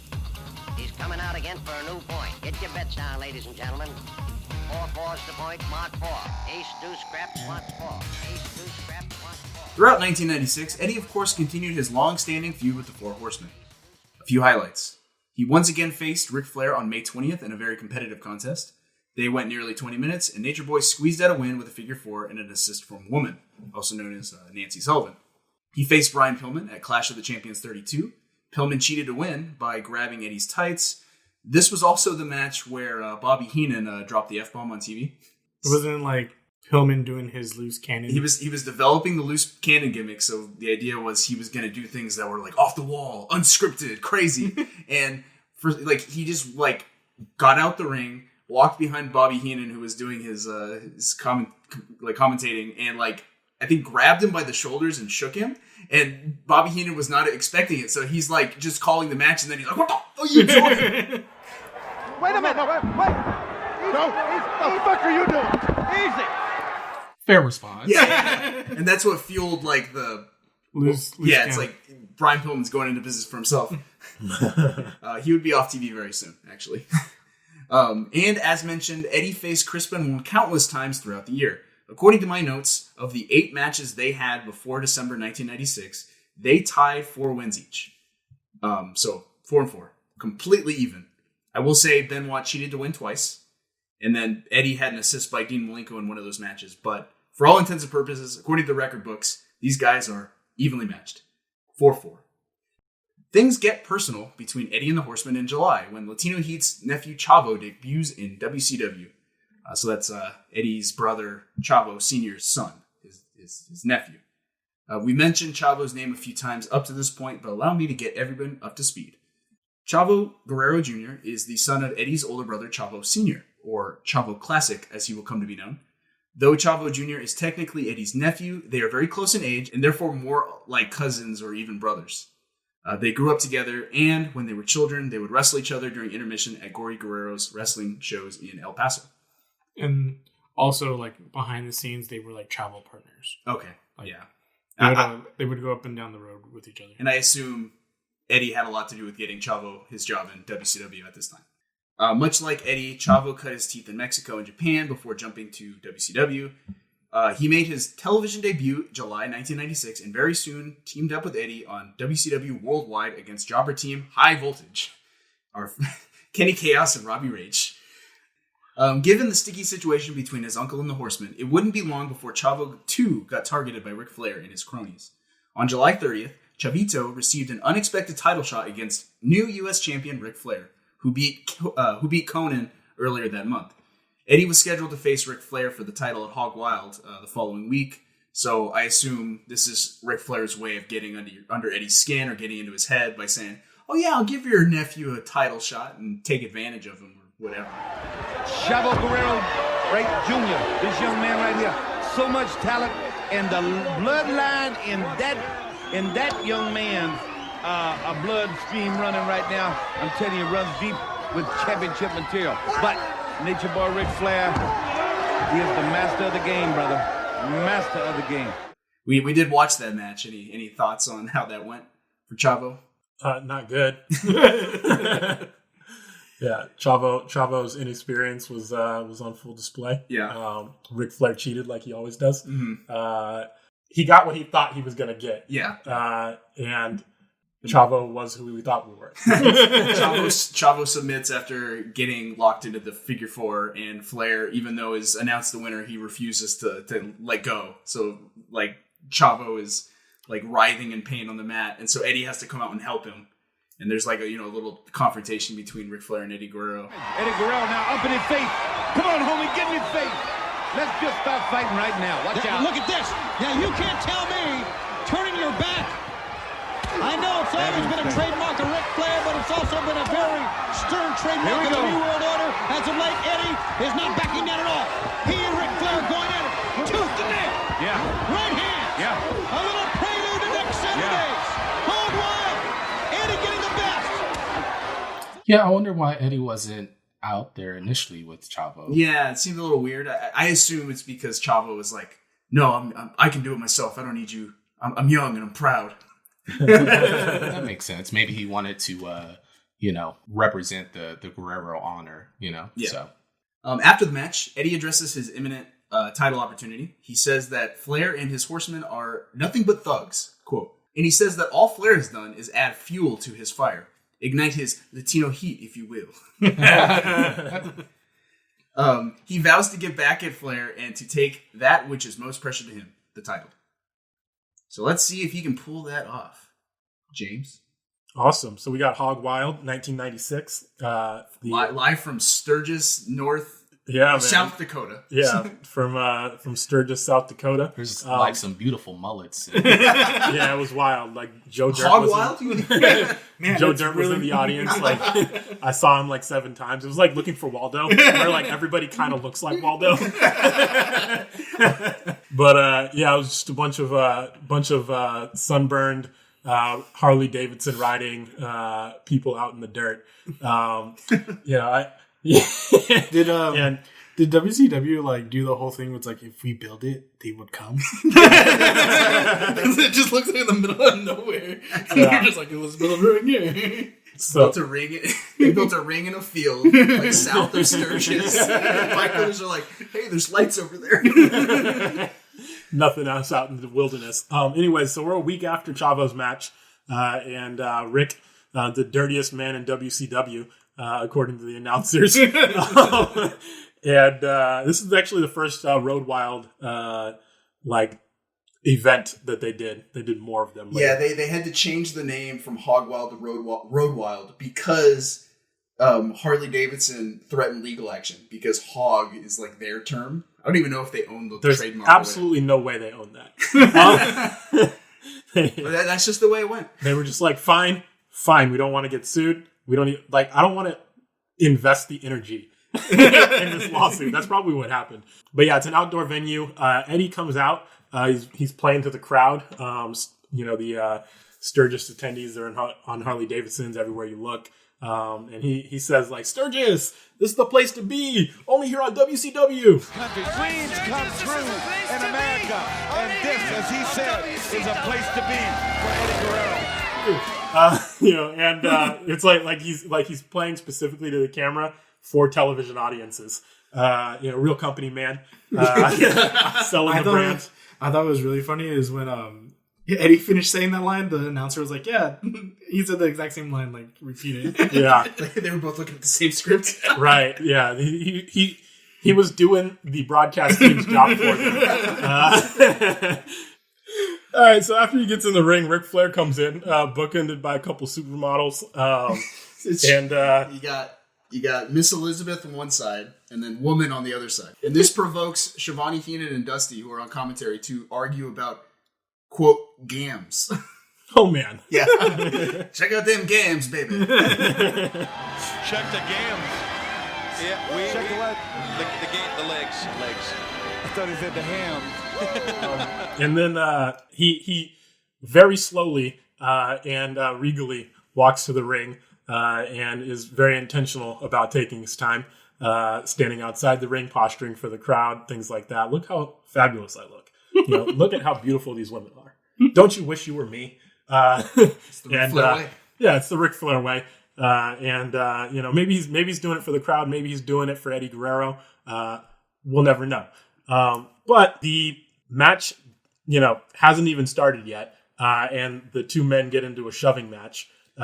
Which makes sense to me, considering that Flair had just a week before beat up Eddie's nephew. I think that's like the animosity is clear. Right. And Eddie is definitely like heated and like fired up at this point. Yeah. But Flair starts it. And then Eddie finishes it. Yeah. Yeah. So much so that like he doesn't Flair start shoving the referee. I was gonna say the ref gets into it. Yeah. All the Three Stooges. And I'm yelling at the screen, disqualification. Yeah, so Eddie shoves him so hard he forgets where he's at and who he's fighting. And he just sees another guy. He's like, you must have done it. Then they lock up for whatever it is they planned on doing. But Flair pushes Eddie backwards. But then Eddie shoulder checks him to the mat and then shoves Flair to the mat 2 more times just by pushing him in the chest. I was gonna say, like, the fact that the match starts this fast. Because in the previous matches between these two, it was like Flair would kind of posture a little bit, like taunt him, not feel obligated to start the match because he's not taking Eddie seriously. Right. This match, they lock up like as soon as the bell rings. Yep. Which seems like this is Flair finally acknowledging that Eddie can go and Eddie is a threat. Yeah, he was like, hey, if I walk around the ring and just strut around going woo, then I'm gonna get my clock clean. So I need to I need to take this guy seriously. Make eye contact while we're fighting, all that kind of stuff. Eddie shows him why he should think that way in the beginning of the match. They slap each other in the face, open hand. Eddie, when Eddie returns favor, he drops Flair to the mat again. And Flair hops out of the ring and hides behind his woman while he receives emotional support and encouragement to enter back into the ring with that animal. You can do it. Yeah, it's like he's not that scary. He's look at how small he is. But Eddie's in complete control of the ring. Yeah, right. And then Ric Flair hits a shoulder check, and then gets on top of Eddie in like some sort of submission hold, and like kind of rocks back and forth to get like 2 counts every time he rocks. And it doesn't look like Eddie's really in any danger of being, tapped at this point. But he had been outsmarted temporarily. Then they get in the corner and they exchange blows. Eddie hits Flair with a back body drop. Then Flair cowers on his knees again before taking control back. The announcers are going on about how emotion only gets you so far in this business. Flair's got experience and preparation. He's a I think they said 16-time champion. 13-time champion. And they're setting up the narrative that Flair, even though he's 40-something years old, still has the old age and treachery, on his side. Yeah, he's got the smarts. I think Dusty, at one point was like, "Young, this is a good lesson for you young talents. you don't go too fast or you make a mistake." Right. I think there's wisdom in that. He's the dirtiest player in the game. Yes, he is. Shoulder block over the top goes Flair. Eddie with a leapfrog. Eddie tried to catch him and did. Great comeback by Eddie. Flair dropped him down on his shoulder. I'm going to tell you what, though, happened. Flair went to pick him up. Eddie Guerrero come and rolled off of him. I think he hurt his ankle a little bit. But Nature Boy Ric Flair might have cracked that wrist to his right there that he was holding. Both men came out worse for the wear on that maneuver.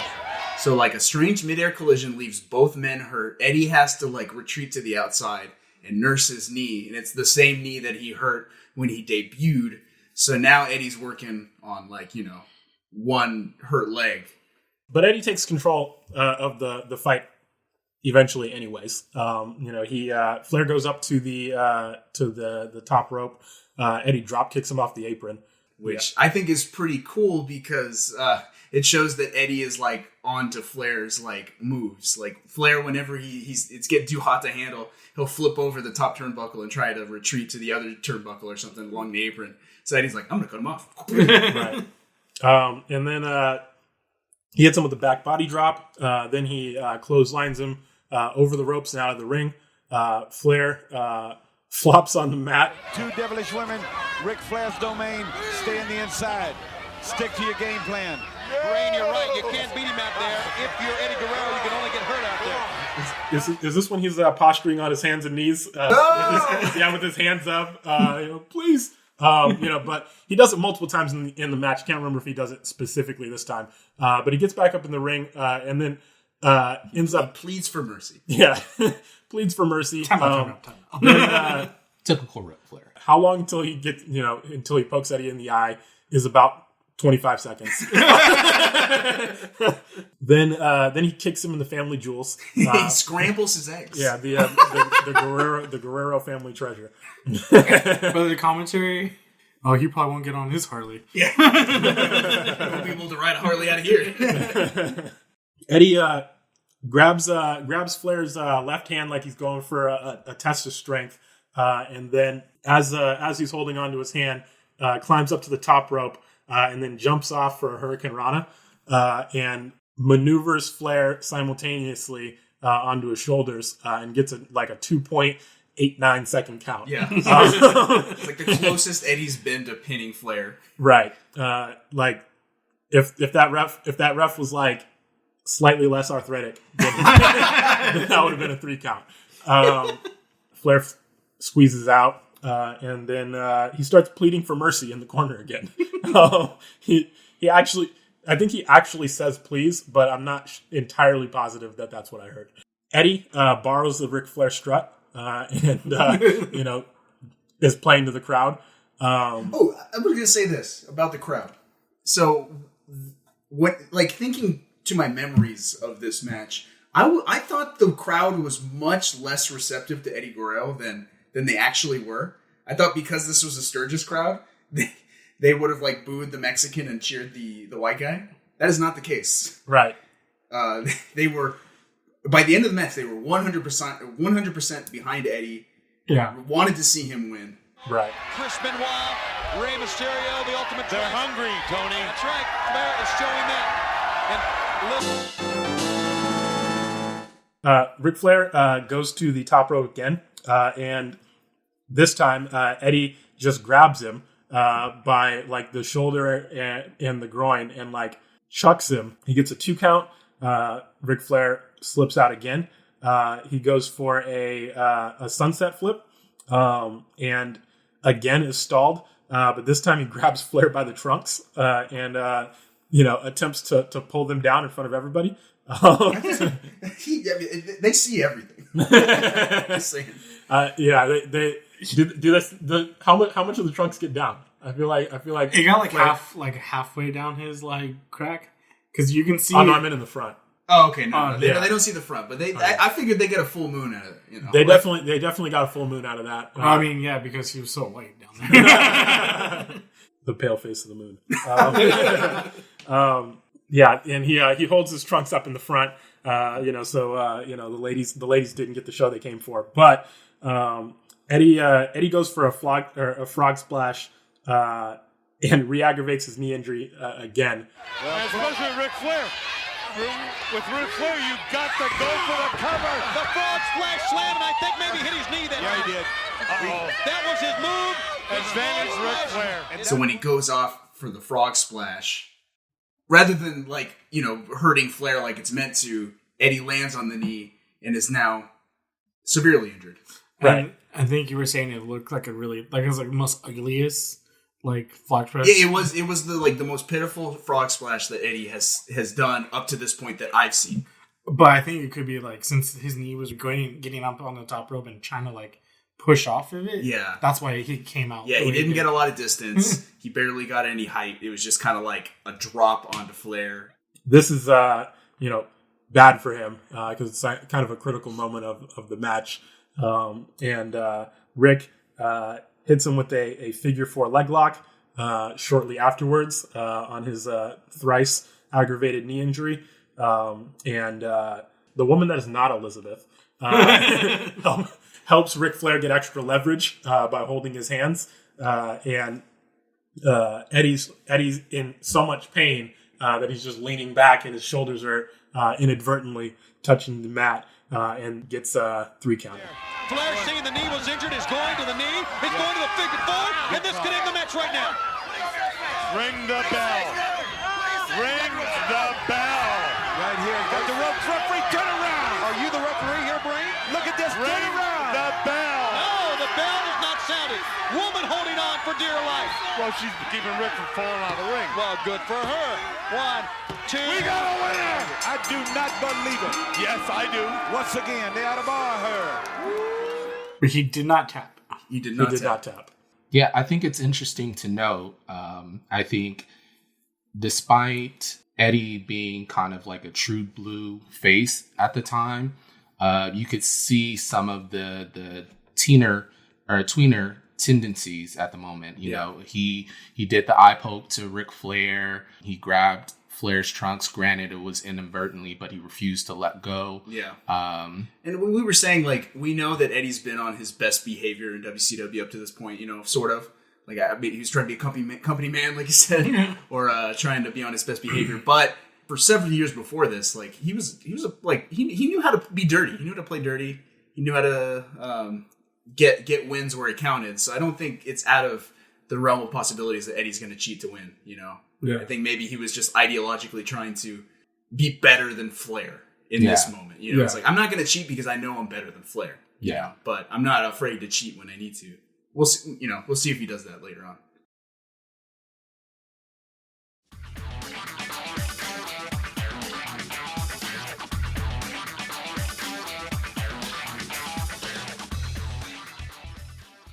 So Eddie has once again missed out on championship gold.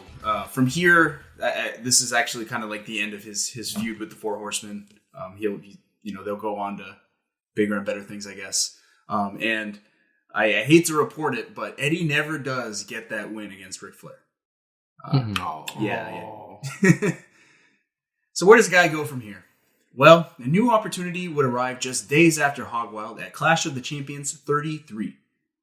Eddie was scheduled to face everyone's favorite yoga instructor, Diamond Dallas Page. And what was on the line? The Battle Bowl ring that Page received for winning the Battle Bowl Battle Royal at Slamboree. So as we said, this is this is the prize for winning not only like the tag team tournament that they did at Slamboree, but you win a battle royal, you get the Battle Bowl ring, and it's supposed to be that's supposed to mean that you're the number one contender. So that was what he won. He was supposed to receive a world title shot after winning that match, but that opportunity was revoked after playback showed that Page had actually been eliminated without the refs seeing. He was allowed to keep the fancy ring as a consolation prize, and thus he defended the ring and the title of Lord of the Ring over the next few months. You know, not to be confused with Peter Jackson's Lord of the Rings. Right. You know, I mean, I feel like it was intentionally meant to conflate the two. There's certainly a Tolkien fan in WCW somewhere. So DDP beat Marcus Bagwell in June and Jim Duggan in July. So he's defending just against a competitor every month. So come August, it's Eddie's turn. Well, there's no doubt about the popularity this man has. Every place I go, every airport I'm at, people are asking me about Eddie Guerrero. Is he really that fast? Is he really that capable? Is he that good? And I just tell him to leave me alone. And he bothered to answer questions about Eddie Guerrero. And he'll be going after the Battle Bowl championship. He'll be going after the ring that Diamond Dallas has. Clash of the Champions 33. With his trademark athleticism and tenacity, Eddie gets a clean win over Page after he does a frog splash, gets a clean win, receives a standing ovation from the crowd. He thinks he's won that ring. However, DDP, ever the sore loser, delivers a diamond cutter and chokes Eddie in the ring. Not once, not twice, but 3 times diamond cuts. Really? And the third one was off the top rope. Eddie Guerrero wins the Battle Bowl ring. He is your winner. In what's going to be considered a major upset, Eddie gets his first title. He's the Battle Bowl champion. And he wants to shake his hand. Yeah. Watch out, Eddie. Diamond cutter. Diamond cutter, and now Diamond Dallas after the diamond cutter choking Guerrero. Oh, he's going to toss the referee. That'll cost him. Get that ring back in your possession if that's what you want. There's the ring. He's going to diamond cut him again. Oh, again. 2 diamond cutters to the throat of Eddie Guerrero. He's not going anywhere. And Diamond Dallas is beside himself. And Eddie is down, and now Chavo Guerrero Jr. has come out. Chavo Guerrero. That's 2 helping against out. 1. Yes, and he shoves Chavo down. He's going to diamond cut him. Oh, goodness, from the top. Devastating. Devastating. Little Chavo runs in for the save, but the damage is already done. Eddie is out of commission for the next month. Parentheses, he was actually wrestling in Japan as Black Tiger. But that's out of wait, kayfabe. what? Yeah, out of kayfabe. We shall not talk about this. He won't return into action until late September. This leaves young Chavo to defend Eddie's honor by challenging DDP to a match on the August 19th episode of Nitro. But Chavo looks like he's in some... And he reverses the diamond cut at the top. 1, 2, 3. He got him. He stuck him. He stuck him. Yes, he got him. He stuck him like a tack. Uh-oh. Diamond cutter. Chavito got a quick win over Diamond Page. But once again, the win was short-lived. Page proceeded to whip Chavo with the ref's belt and then flee the scene. Wait. You're telling me a grown man went up to another grown man, grabbed his belt, ripped it off. Just give me your belt. Yes. And then whipped the other guy. And then whipped another man with... Yes, that is exactly what happens. At least Eddie will have a wrong to right when he comes back. But what of the Battle Bowl ring? I want to focus on this a little bit because I think I've uncovered a conspiracy. Here's the official story. Bobby Heenan mentions that Page still has the ring in his possession during the match with Chavo. And a month later, Tony Schiavone alleges that Page walked off with the ring after his match with Eddie, despite claiming that he doesn't have it anymore.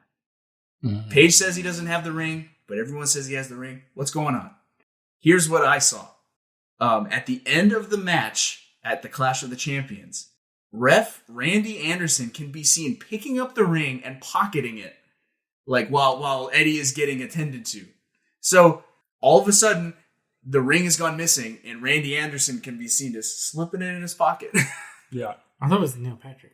Nick Patrick somehow gets his hands on the ring later.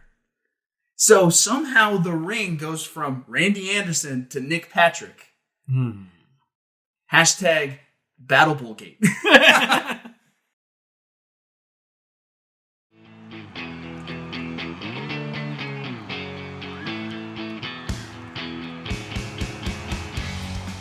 Eddie would address his vendetta through a match against Page at Halloween Havoc 96.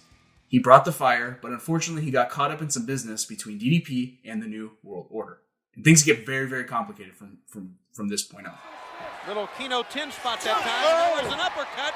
That's a good point, Brain. You know, just like in a big fight, we got to fight here. Just in big fights, a guy could wear himself out. Dallas has been so much offensively and not been able to put him away.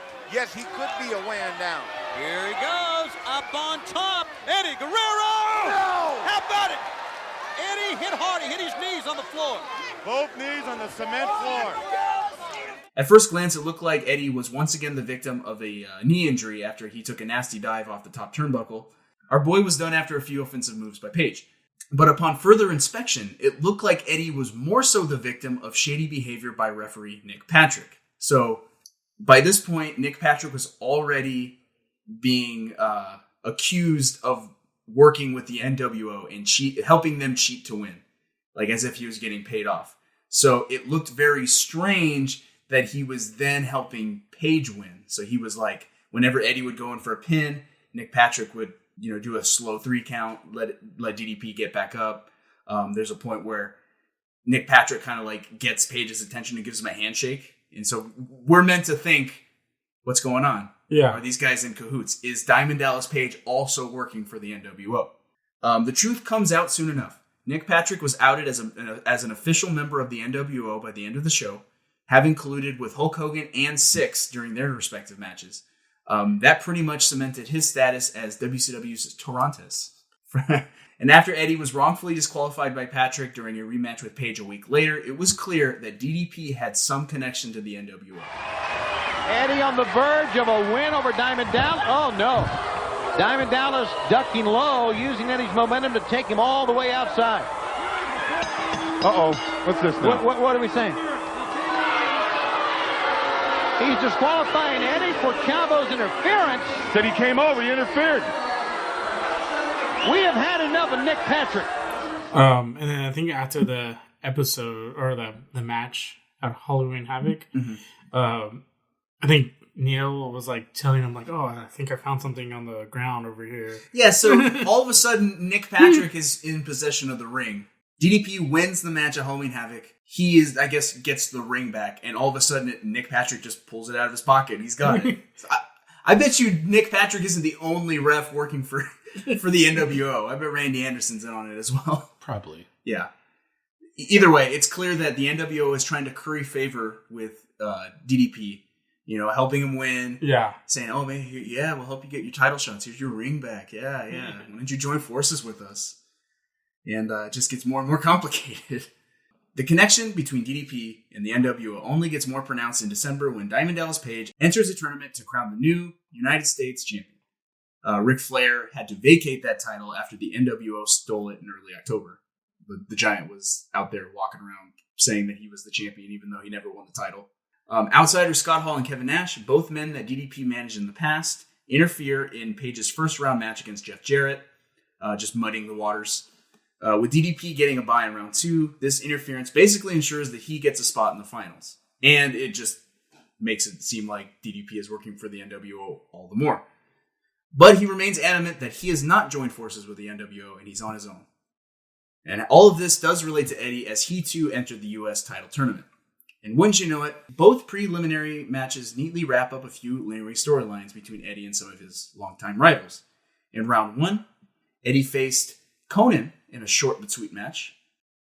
I think this basically makes up for his failure to win the title against Conan earlier in the year. So I think it's nice that Eddie had to go through Conan to get the shot at the title. So he beat a former champion. So it's like, okay, now I'm worthy for this championship. Exactly. He earned it. And then in round 2, Guerrero faced Chris Benoit in what was essentially the tiebreaker for their feud. They were 4-4. Whoever wins this match basically wins the rivalry, moving into 1997. And wouldn't you know it, that was Eddie Guerrero. To beat the crap out of each other, Eddie wins clean with a frog splash. Nice. Yeah, it basically cements his status in the finals. Now, bad break for Benoit. Guerrero's down, though. Look how Benoit's always on the attack. Back to the top again. What will happen here? The last time it was a superplex, but both men. The referee goes down. Benoit gets shrugged off. Eddie up on top. Frog splash the first. 1, 2, 3, beat him. Hey! He beat him. That was a fluke. A major upset. Eddie Guerrero and Diamond Dallas Page at Starrcade. All I know is Dallas! Man, you, baby! This is personal! Burrito boy, I got 2 words for you. Diamond cutter. Bang! And there it is. Eddie will face Diamond Dallas Page at Starrcade 96, which is WCW's WrestleMania, their biggest show of the year. And not just for bragging rights, not just for the ring, but for the United States Heavyweight Championship. And all the while, the threat of the NWO looms over the proceedings. This is the big one. Brandon, take us through it. All right. So with obviously rumors of, DDP being in cahoots with NWO. Collusion. There were definitely some things to be concerned for. Definitely going into this match, the story that was being told here was a David versus Goliath type of situation. If Goliath's friends were also like hiding in the background, ready to pounce. And so, yes, rumors of the NWO, DDP's Diamond Cutter being one of the most devastating moves at the time. It's definitely getting built up. Yes. Yeah. There was a lot for, I think, Eddie to be mindful of, to be concerned about. And I would say that definitely Eddie was up to the task of trying to win the U.S. title. Diamond Dallas, Eddie Guerrero, the winner becomes the United States Heavyweight Champion. I hope Diamond Dallas is just putting on this show here for Eddie Guerrero. Don't take him that lightly, Diamond Dallas. Do not take Eddie Guerrero lightly. On the upside of that thing, Brain, you know Dallas has worked so hard to get to this spot. I guarantee you he's got a game plan. But on the other side of the coin, Eddie Guerrero, traditionally as he is, tremendous athlete, tremendous heritage, and he knows the importance of this U.S. belt and where it leads. They start out with some lockups. DDP pushes Eddie to the corner. They exchange some somatic expletives to one another. Who is conspicuously absent from the match this time around? It was pretty much a different ref. Yeah, referee Nick Patrick is not present. Who I lovingly call Doofus Ref. Doofus Ref. Yes, there was a different ref this time around, which was his officiating. I don't know if that's a word, but Dusty Rhodes sure thinks it is. Was definitely in question. DDP applies a headlock, at which point Eddie attempts to wiggle out of and force his way out of, but DDP kind of reinforces the lock and then adjusts his leverage to perform a headlock takedown. They get back up to their feet again. And during this match, Page early on is trying to demonstrate his power and his strength early on. He's trying to manhandle Eddie. And Eddie's refusing to be intimidated by it. It's like his Latino fire is burning. Yes. It's rumbling. I feel like all it does is challenge Eddie to be more aggressive himself, which he like steps up and does. He uses more power moves.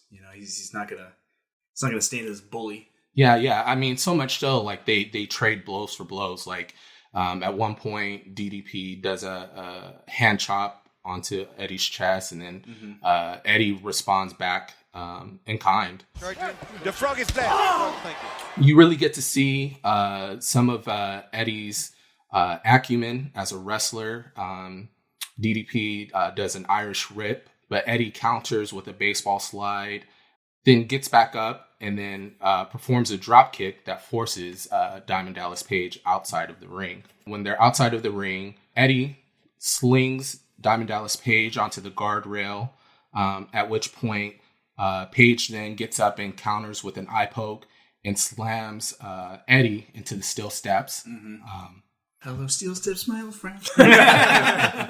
They go back into the inside, at which point DDP has Eddie on the outside of the apron, straddled to the ropes. And he does a couple of forearms into Eddie's chest. Eddie responds in kind with a snapmare that tosses Paige back out into I was like, I've never seen a snapmare go over the top rope. Since somebody the outside, that was pretty cool. And dangerous. Very much so. After that, Eddie goes down to outside of the ring to meet up with Diamond Dallas Page, throws him back into the ring, and then gets up on the outside apron and does a sling somersault into a senton and tries to go for a 2 count. Eddie, at one point, lands a few rights onto Paige down in the corner.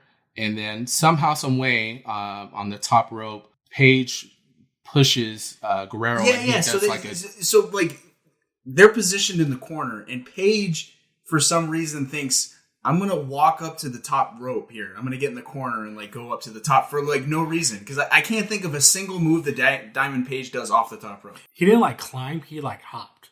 He jumped up. And he was like, I'm about to do something. Yeah, he's going to do something. I'm like, what is he doing? And as Brandon said, Eddie climbs up to meet him. Dallas Page kind of pushes him off. And first he hits the sides. Yeah. So it's and then push off. But Eddie does a somersault. Yeah, he does a backflip to right himself. At that point, what does Paige do? He's like ninja attack. He does a flying starfish. He drops off the rope like Patrick dropped on SpongeBob in that meme. I'm like, what is that? But Eddie was just like, all right. He sticks out his knee. Yes, it lands right on it.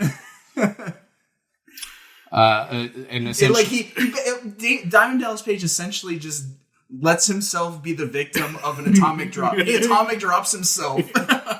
He's going up top. Well, it's very unusual for him. He is not a high-risk maneuver guy. He is, oh, man. He paid for that one, boys and girls. And Dallas just begging off of Eddie right there, but Eddie to the attack again. Yeah, and he's begging in a high voice. Now Dallas is awful big for this move. Backflip, Eddie off. Oh! He caught him with an atomic drop. Small package in 1, 2. No! Still didn't get him, and Dallas is still in the match. Yeah, and it's just bad. And I think that demonstrates Diamond Dallas's Page his own hubris getting the best of him. I think going into this match, obviously he's a very cocky fighter, and he thought he could overpower and just dominate Eddie. But so what was he trying to meet Eddie's high flying with his own? But he doesn't know he doesn't know any moves. He said he probably just looked at it they do this a lot. Ninja. Ha! This full extension. Later on in the match, Diamond Dallas Page applies some abdominal stretch onto Eddie, at which point, for whatever reason, the ref looking directly at Eddie and Diamond Dallas Page does not see Diamond Dallas Page holding onto the rope. Yeah, he's got the rope for leverage, and Eddie is clearly in pain, and the ref is has tunnel vision and no object permanence, so he can't. It's he's right there, and he doesn't realize that Diamond Dallas Page is cheating and holding the rope and shaking. Yeah, literally shaking. And the ref will go, hey, what's going on over there? And he check. He'd waddle over. Look, are you doing that? And he can't see from the other side of Page. So he's like, oh man, let me walk around this man in an 8-foot circle. Looks good to me. Go right back to home All base. Right, Eddie. Yeah. All right, Eddie. Tell me. It happens 5 times. You know what it reminds me of? Have you seen that game, Untitled Goose Game? Yes. You got the goose, and he will try to take the rake from the farmer, and the farmer will look. Oh, is that goose stealing? Yeah, it's that goose. What are you doing? He'll walk over to the goose, take it back. He's like, stop that. And then he'll walk back and do what he's doing, and just set it right back where it was. Right. You're just Diamond Dallas Page is like, all right, wait a minute. Hold the rope. Wait, 1 second. Walk over. It's exactly what it looks like. Trying to sneak him in there now. He should grapevine that leg. That's a lot of leverage pulling up on that. That'd take a shoulder out. I think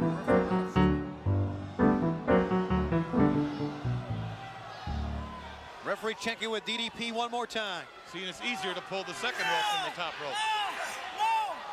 Well, you can see the veins in his arms stretching right out. He's trying to stretch right out right there. All Dallas has to do is turn his hands so the palm faces the rope. Take about a half step back, boom, you got the bottom rope. Simple. That's good.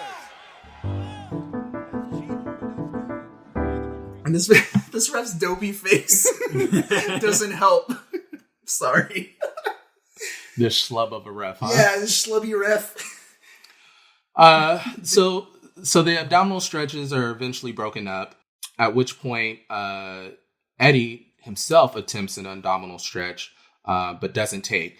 After which he responds with a roll-up pin that goes for a 2 count. Eddie narrowly ducks a clothesline from Page, but then Page catches him on the rebound.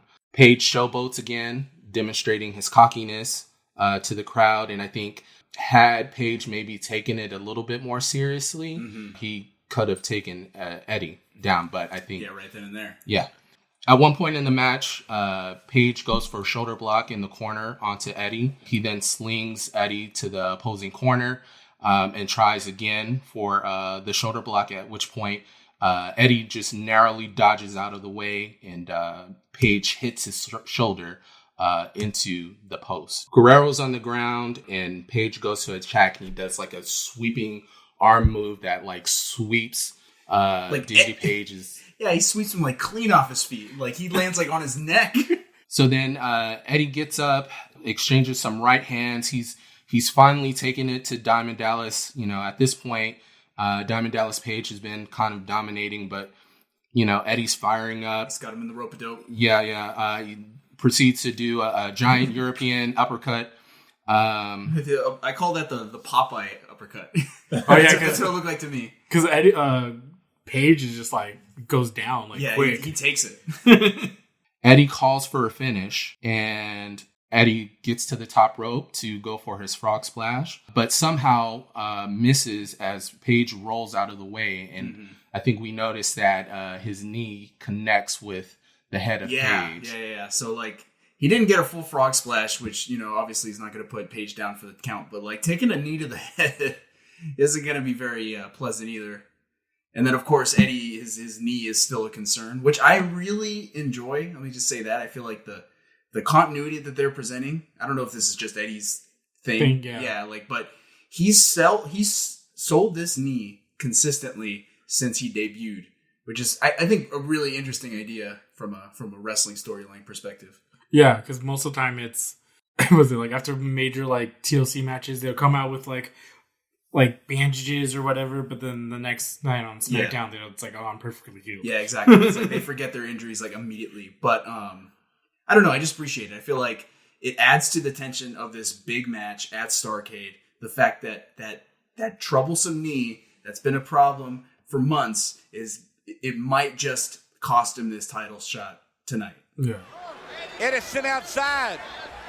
Thing ain't working right here, right? Dallas got to be right here. We've got company. Oh, we do got company right here, and I guarantee it's a bad bunch of coming. These are the men who helped Diamond Dallas advance to this championship match. Well, I don't think they're here to help Guerrero. Wait a minute. Well, what is this now?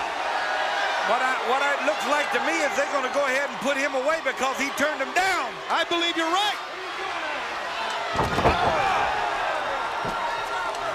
You see everybody just go, what? Into the left, and then like everybody starts staring, and here's like Scott Hall and Six running down, and then Kevin Nash like waddling because he has really bad knees. Bad knees are already catching up to him. Essentially, Scott Hall gets into the ring, and you think they're getting ready to attack Eddie, right? You know, Scott Hall grabs DDP from the ground and puts him into the outsider's edge.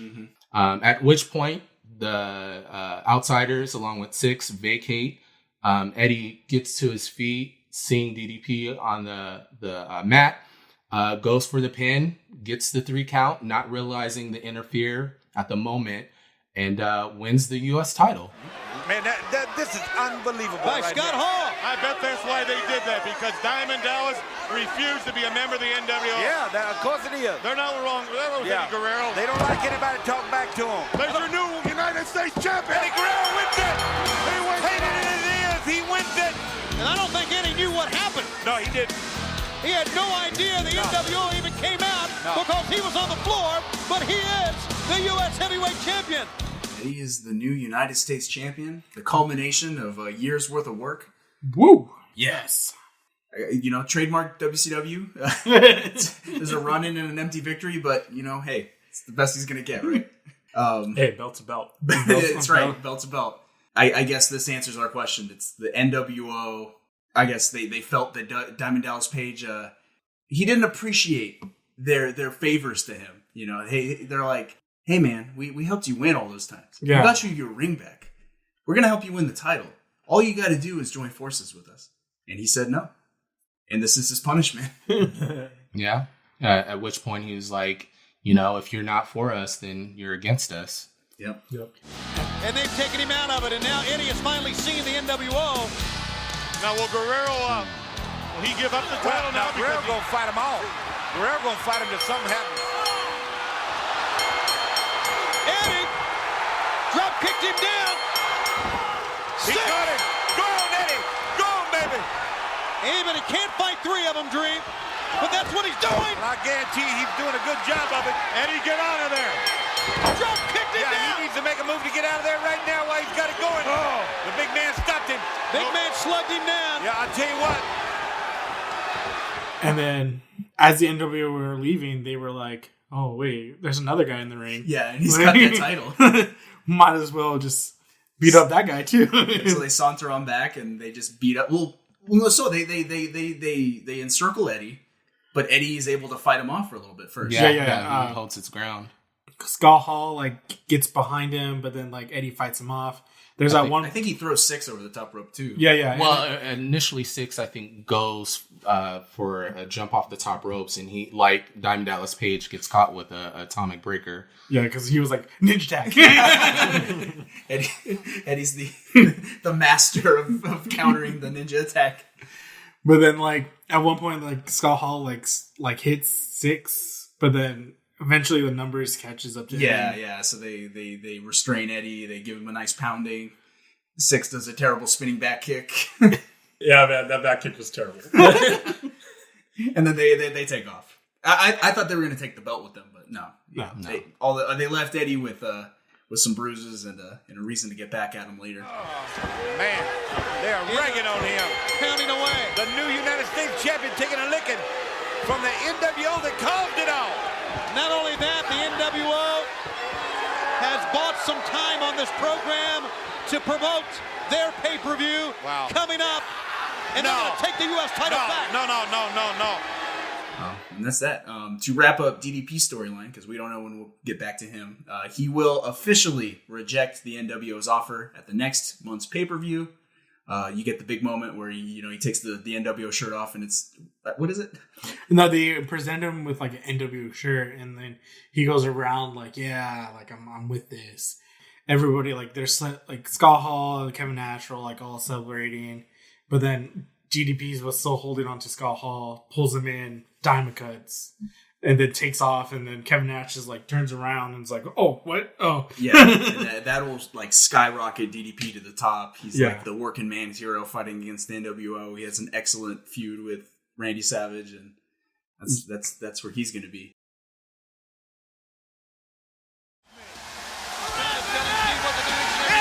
It's great to see the belt around the rightful owner. And for Eddie Guerrero, if you go back all the way to August when he won the Battle Bowl ring and had it stolen away from him, and then wins the U.S. title at Starrcade and had it stolen away from him there, you see a young man deserving of a championship and finally having his title piece with him for the first time.